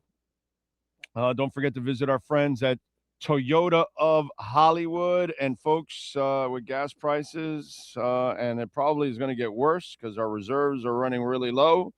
Guess what's happening now? Well, a lot of electric cars and hybrids are rolling off the lot. And at Toyota of Hollywood, they've got 2,000 vehicles. They got over 1,200 new vehicles, all under roof. So you get away from the heat, the humidity, and the rain, which, you know, we are in the rainy season every afternoon. They're open till midnight. Herbie Lopez and company, they understand you work hard. A lot of people can't go from 9 to 5 to go buy a car because they're actually working. So that's why they're open till midnight, because a lot of people go buy cars in the evening because they don't have time during the day. They got to work. They got to earn the money to pay for the car, right? Toyota of Hollywood understands that, man. And I think that's a fantastic thing that they do. And right now you can get the battery EV BZ, baby. They've got the BZ XLE. One's got a 314-mile range. The other one's got 288. That's the XLE because it's got 335 horsepower. The regular BZ's got 221 horsepower. But if you want that extra juice, there you go. The Corolla Hybrid, the Corolla Cross Hybrid. Have you seen the Corolla Cross Hybrid? What Toyota has done with the Corolla in so many different models now, it is outstanding and super sharp. The Prius is probably one of the most efficient cars on Mother Earth. You can get the Prius. You can get the plug-in hybrid. Take advantage, folks. They got the CHR, which has 267 miles of total driving range. They've got the RAV4 plug-in hybrid, 2026 model. Go on down there, check out the full line, get yourself an efficient car, because unfortunately, when it comes to gas prices, well, that's going to continue to be a problem for a while. Plus, it's fun to visit the gas station less and less. You only need a drink, or if you're all EV, you never really have to go to the gas station unless you're going to buy a soda or something like that. It's a beautiful thing, man. 1841 North State Road 7, right on 441 between Hollywood and Sheridan. Go say hi to Herbie Lopez, all the great people out there at Toyota of Hollywood. Okay. All right.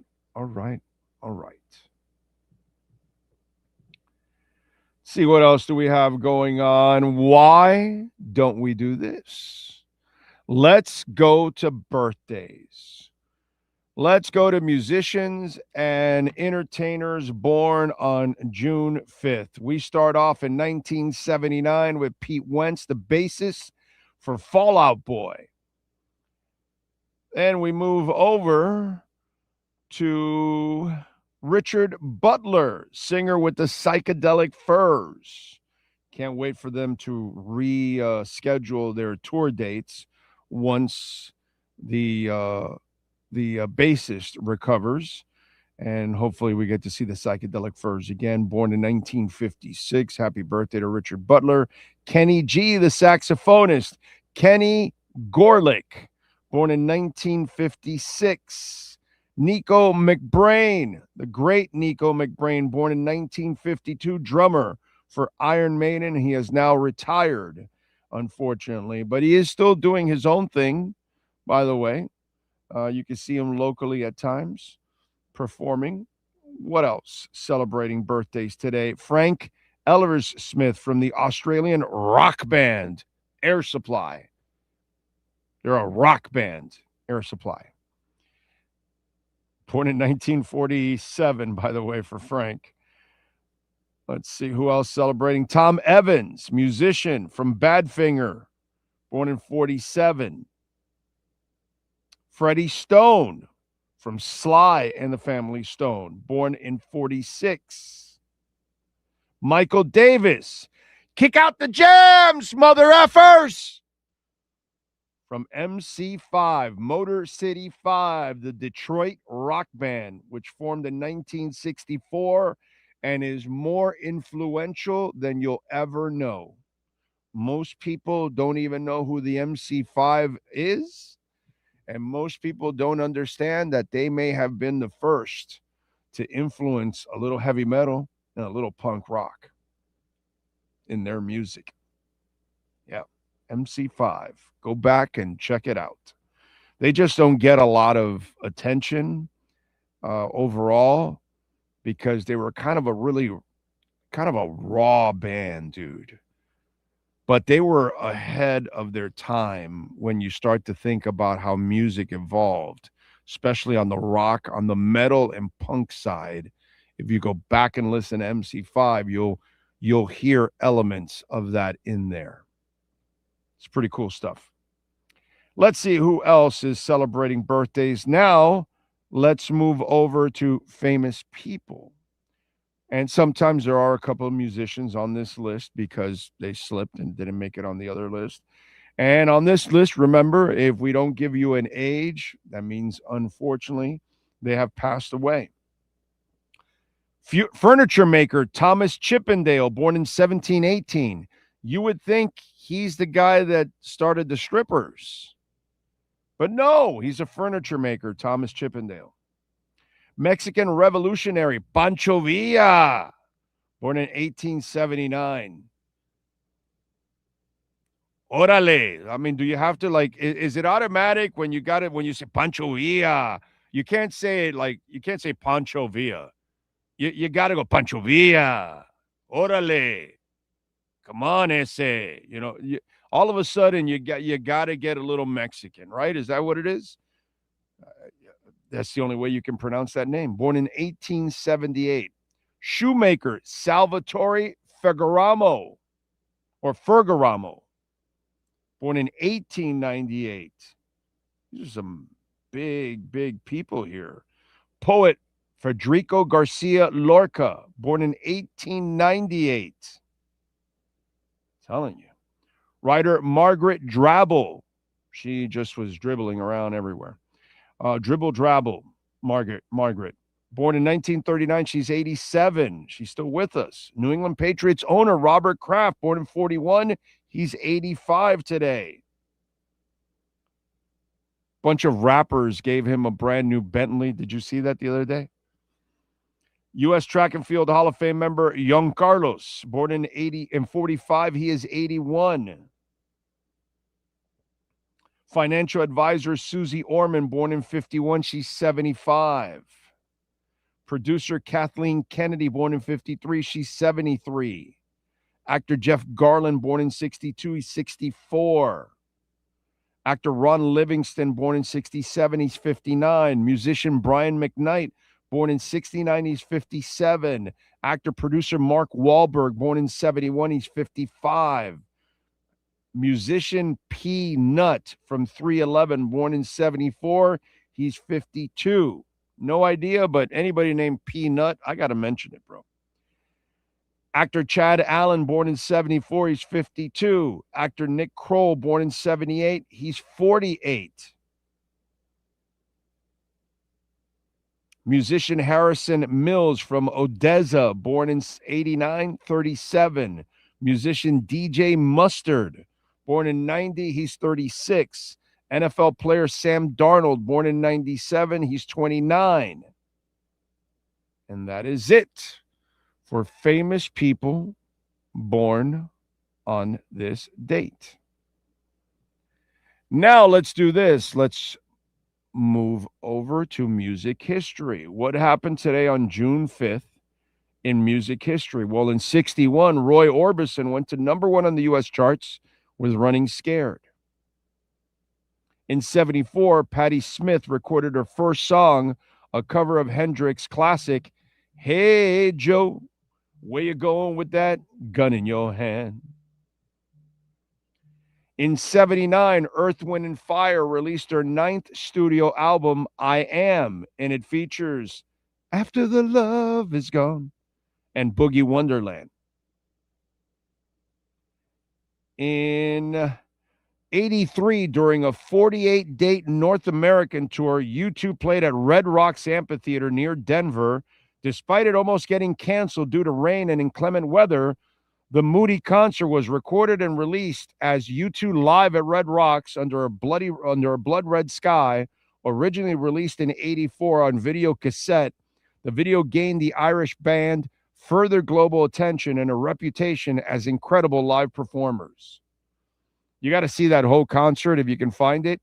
And in that concert, Bono disappears and he reappears on the top of the roof of that thing. And they were all shitting bricks like he was going to die.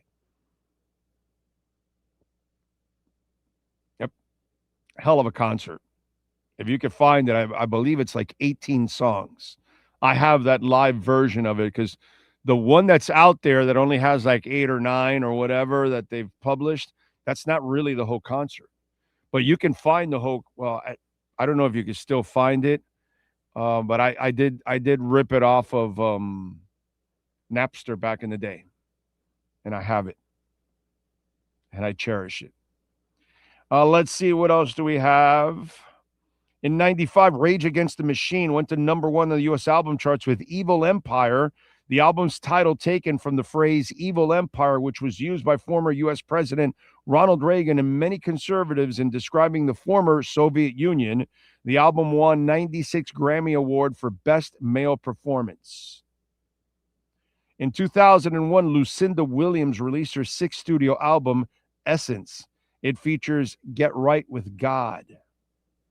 In 2002, Dee Dee Ramone, Douglas Glenn Colvin, bassist with the Ramones, died at 49 at his Hollywood, California apartment of a heroin overdose.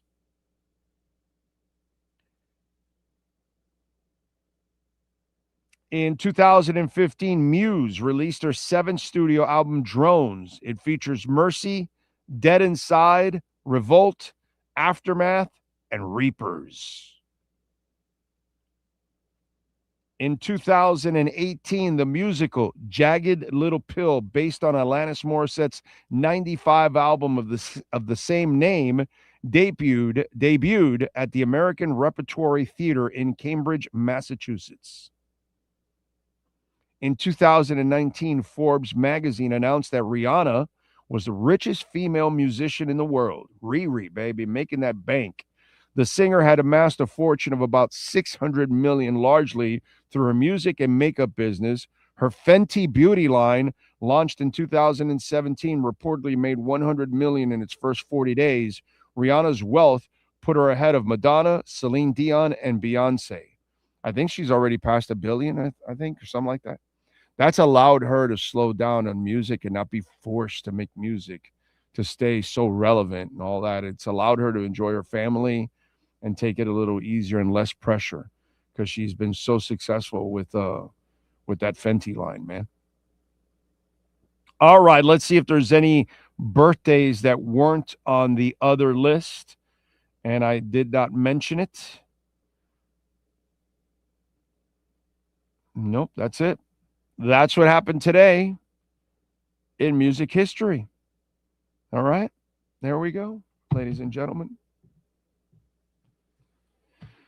Yes, the smell-ass offense of our Miami Dolphins. Okay. You buy an American 250 coin. Now, I don't buy any money, bro. I get rid of dollars. I don't keep any dollars. Dollars are useless. So I convert it to assets. I do not hang on to dollars. Ray Grullon, True Pioneers, MC5. Let's see. Thankful for the Miami Hurricanes. Can you imagine what this city would be if they sucked? Yeah, no, it's bad right now. Trust me, it's tough for me to even do a show every day and come up with topics. It's really, really tough. And when we do the 2 hours practically every day, or an hour and a half, hour and 45 minutes, 2 hours, it's straight. It's not like we're taking 8-9 minute breaks every 10, 12 minutes like on radio. It's not easy right now. It is tough. It is tough. There's not a lot to talk about, to be quite honest. So, but it'll pick up next month with July. We just got to get through June and July, and late July we'll have training camp, and then that'll start to really pick up, you know. So there you go. Kosa, buy Bitcoin. Not anything 250. That's what I would say. But, you know, I don't know anything. I am not a financial advisor by any stretch whatsoever. The Dow is down 251 points. The S&P is down 100 points, 101, almost 102. And the NASDAQ is down about a little over a point. So that's what we've got going on. As for Bitcoin, did we hit the 59 yet? No. We're stuck at 60,381, which is a beautiful number. I told you a couple weeks ago. I told you. There's a chance we're going to 60 again. And I hope it goes to 50. The lower you go, the better for me. I don't care. I'm not worried about it. I don't worry at all. I know where we're going eventually. So I don't, if you're going to give me more cheaper, I'm going to take it, bro. I'm going to take it. You know, do gas station hot dogs. They rank right up there with the Panhandle DQ hot dogs.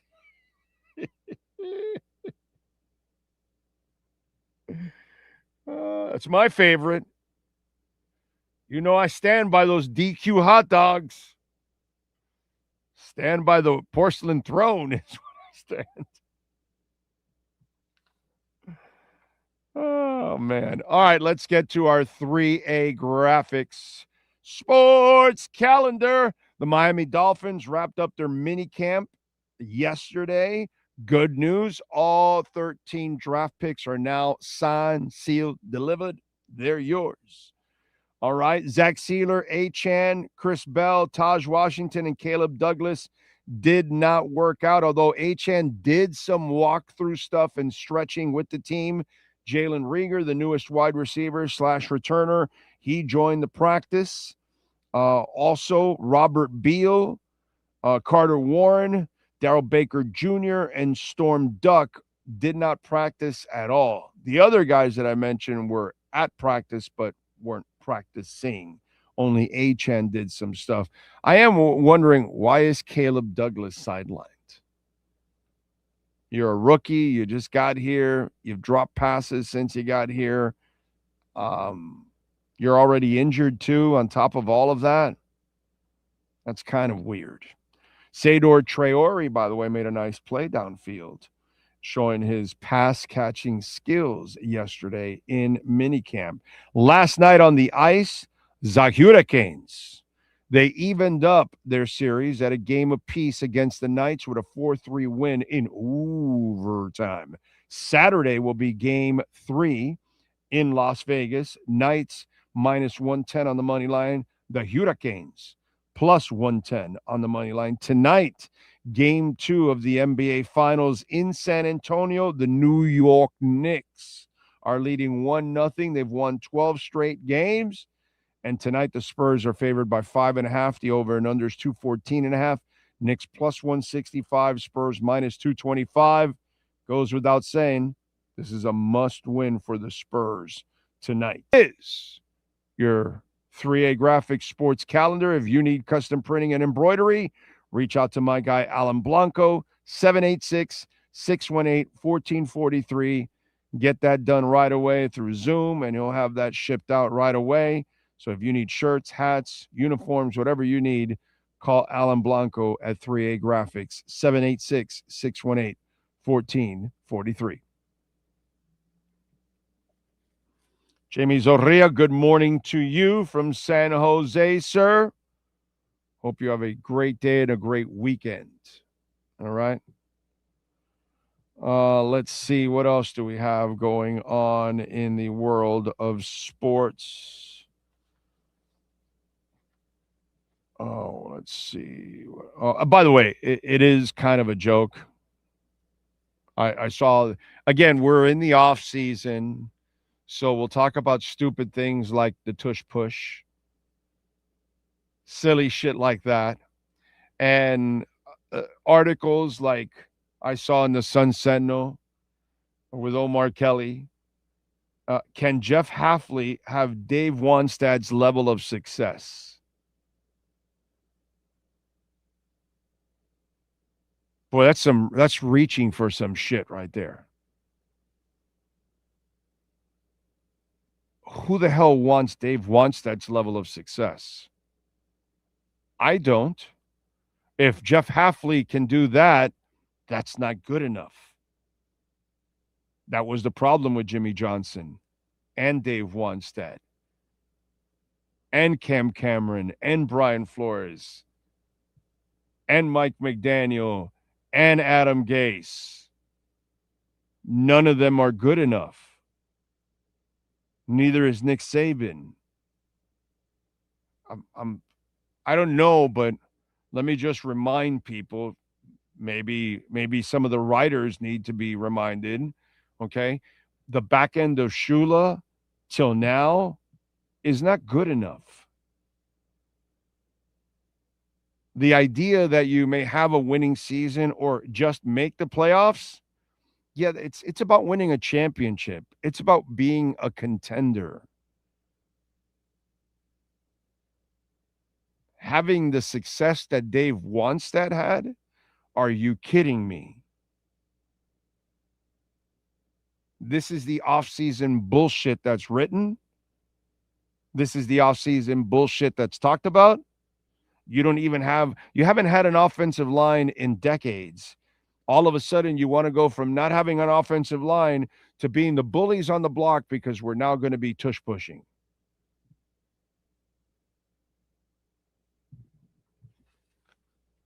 The silly shit that goes on in the offseason and the stuff that media and fans partake in is just stupid. I get it. There's nothing to talk about. But don't invent stuff that makes no sense whatsoever. I mean, it's good for me because I get to laugh at your stupid ass. Okay? You know, whether you're telling me that Albert Wilson is a person to watch, I get to laugh at your stupid ass. Pretty simple. These are the things that go on in the offseason that just whatever. It's like the Heat. They have no shot at being a champion anymore. They have no shot at being great anymore.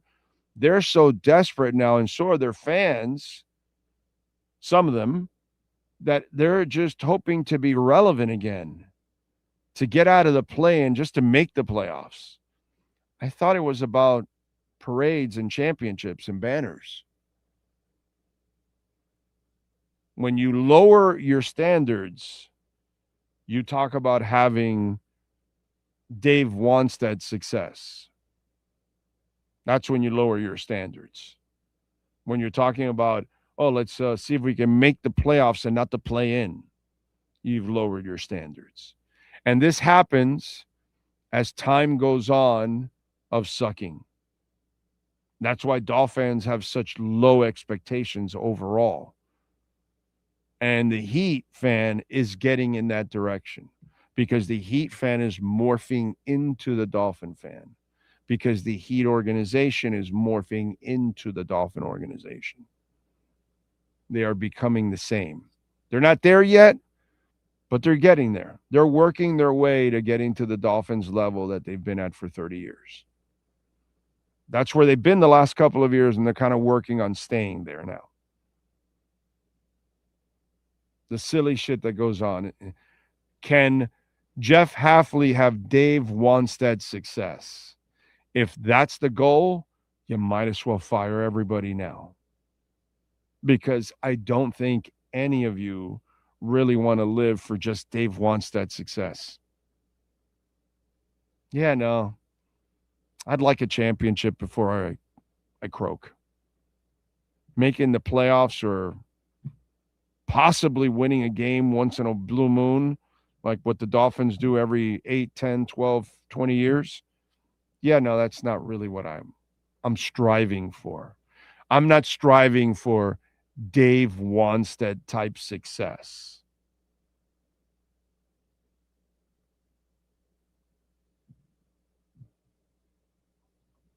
Where you're running your fingers through your hair while you were typing that silly article. Atlantis is $800 a night plus $200 a day for amenities, according to AI and Google. Yeah, no dice. There's no way I would pay for that. No way. Yeah, dude, you can go to Panama, Costa Rica for sure. For sure. Yes. Go to Costa Rica. Although it's not cheap to go there either. Okay. I'm not going to tell you like all of a sudden, but it's not that expensive either. Yeah. You'll be a lot. Yeah, you'll do a lot more with the money. Because if you stay there a few nights, you're spending $4,000 or $5,000. You could easily have a phenomenal week in Costa Rica or Panama. Yeah, definitely. Go to Curacao. It's another place you can go. Curacao is a beautiful island. Curacao or Aruba. There you go. That's another place you can go and relax. For that kind of money, I'd go to what's Madeira. Go to the island of Madeira. That is a gorgeous island. You got mountains, you got rainforests. It is just absolutely. Look into Madeira. If you're going to spend that kind of money in Atlantis, Madeira is. Oh my God, I'm dying to go to Madeira. Dying to take the wife and go out there and spend a week. Yeah, beautiful place. Check that out. What else do we have? Chimp Shock has Screw Bitcoin. I need plenty of people like you, Chimp Shock, in the world. I love people like you. You're my favorite people in the world. Ignorant. Those are my favorite people. Wanstash. Yes, it is the Wanstash. You are correct, sir. So ESPN and NFL Network, they are merging, as you all know, as they've purchased. NFL Network has purchased 10% of ESPN, so they're working together. Now they're expecting a whole bunch of layoffs, which is the brutal part of the business. And I feel bad. I always feel bad for people that are going to lose their jobs because that's just sad. It sucks. But apparently, ESPN recently acquiring NFL Network in a deal that saw the NFL acquire 10% of ESPN. ESPN is now looking to trim expenses. And Front Office Sport reported that another round of layoffs is coming at ESPN. And earlier this year, roughly 30 off-camera employees were laid off. The next round is expected to include off-air and on-air employees. No surprise, ESPN and NFL Network are similar operations. When combining the companies, duplications of certain functions will occur at every level of the business. Even if the combined company is profitable, it could be more profitable when it comes in part looking for ways to cut avoidable expenses. And you lose. I mean, you lost already because ESPN is a shell of what it used to be. It's like listening to QAM now. QAM is garbage compared to what it used to be back in the day. They got nothing. They don't break wind on that station. They have no insight whatsoever. They don't work at all. They don't report anything. Nothing. I break more stories in a year than they do as they are right now in 10 years. Maybe 20, the way they're constructed, because they have no one there that can break any stories. So bottom line is, this is what's, ESPN is going to get worse and worse and worse because the league is now involved. So they cannot be objective about the league. You know what I'm saying?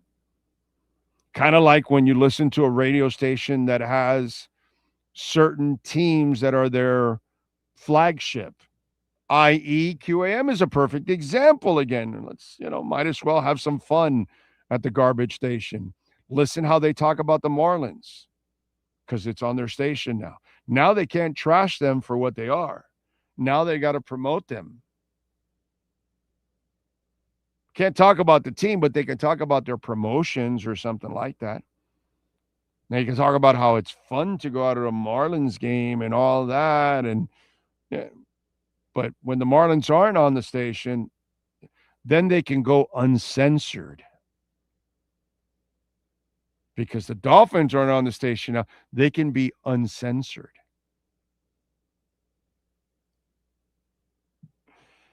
I was always uncensored, still uncensored, whether I was there or I'm here, which is a beautiful thing. But you lose because ESPN now will be polluted because the NFL Network owns a chunk of them. So they cannot be critical. Look, all you have to do is look at national insiders for all networks. None of them are ever critical of anything because they can't be, because they get all their information from either teams or agents. You're not going to piss off the teams. You're not going to piss off the agents. So you can't really have any strong opinions on anything going on. All national insiders, none of them ever have any strong opinions. Unless it's something that is ended already and there's no chance of it coming back or something, then they can be the tough guys and put on their pants the right way. But outside of that, they're never going to have any kind of an opinion. Now, ESPN's NFL opinions will be completely clouded because the league owns 10% of your ass. What are you going to do? Rip your boss? No. You can't rip your boss. Just ask Pelly at CBS what happened to him by ripping his bosses for being the frauds that they are now. They got rid of him because he had scruples. They don't. ESPN, NFL Network, no scruples. You lose.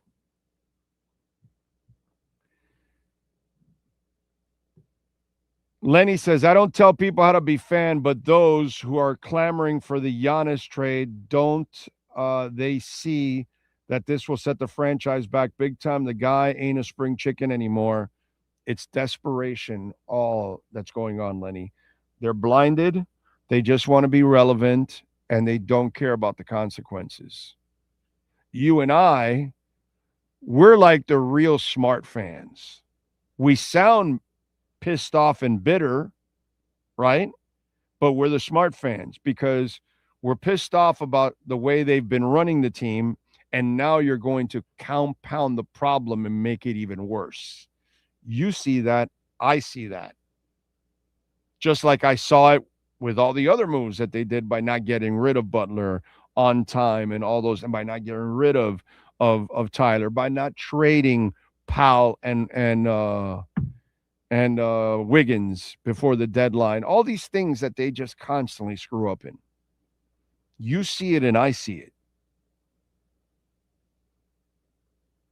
You know what I mean? I tried to explain it every week to Ira. He wasn't buying it. Same thing. You know what I'm saying? And you see it, I see it, dude. But unfortunately, they don't, and neither do some of the fans. Because those fans will be the first ones to turn on the team and on Giannis when he starts to break down and he sees that they all fail. You and I will be saying, well, we told you so. Because we told you so. We're not pissed already at this point. We were pissed when the move happened. That's you and I. We're pissed when the move happens because we already know what's going to happen. Just like when they, right after the Denver thing, and I said trade Butler, I knew what was going to happen because I wasn't necessarily on board with the Butler thing from the beginning because of who he is. And he turned out to be who he is. But you did maximize it. It turned out great for the short window, and you weren't smart enough to get out of the window. And I was right from the get-go on the Butler thing. I was wrong on how you maximized it because you did better than I expected, but I was right on he would never get another star to come here to play with him. And he never can, because he's not the guy that will attract another star to play with him. Kyle Lowry is not a star. And by the way, what was I saying with the Kyle? I was laughing at the Heat's ass for acquiring Kyle Lowry. That was a stupid ass move. I said it then, and I'll continue to say it. So unfortunately, this is the way it goes. So you see it, and I see it. But some fans, and certainly the Heat, they don't see it. Jayberg goes, QAM is the Marlins station, have as many listeners as Marina as the Marlins have fans in the stands. Yeah, but if you, whenever you tune in, because when I get in the car, I'll listen to the boys. I like the guys. It's a bunch of fluff on the station now, but they're good people. But you listen to them, and they don't tell you the truth about the Marlins. They dance around it completely.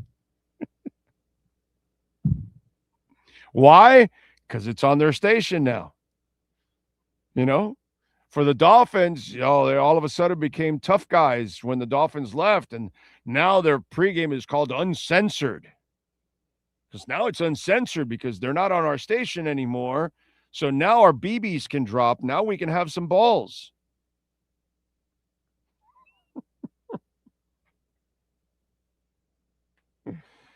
Oh, man. Too funny.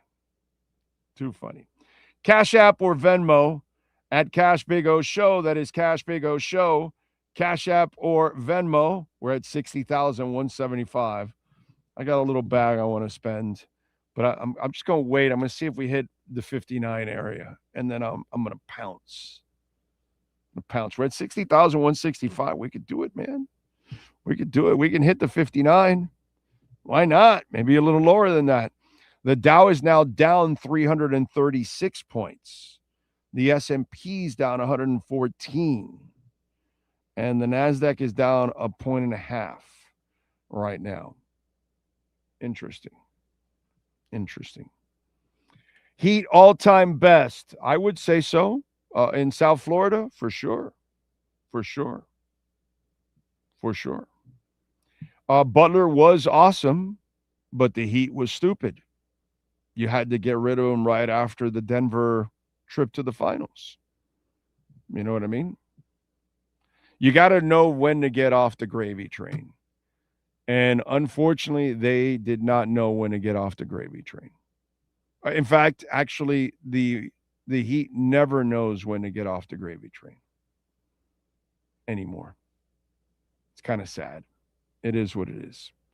But, what are you going to do? Heat have lost it. All right, folks, I am done. Friday's over. Weekend is here. We shall catch you on Monday.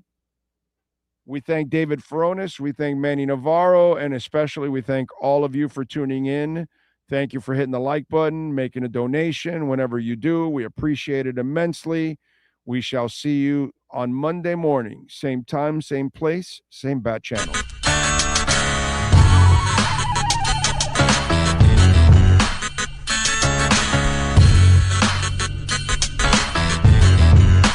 This is the Big O Show. This is the Big O Show. This is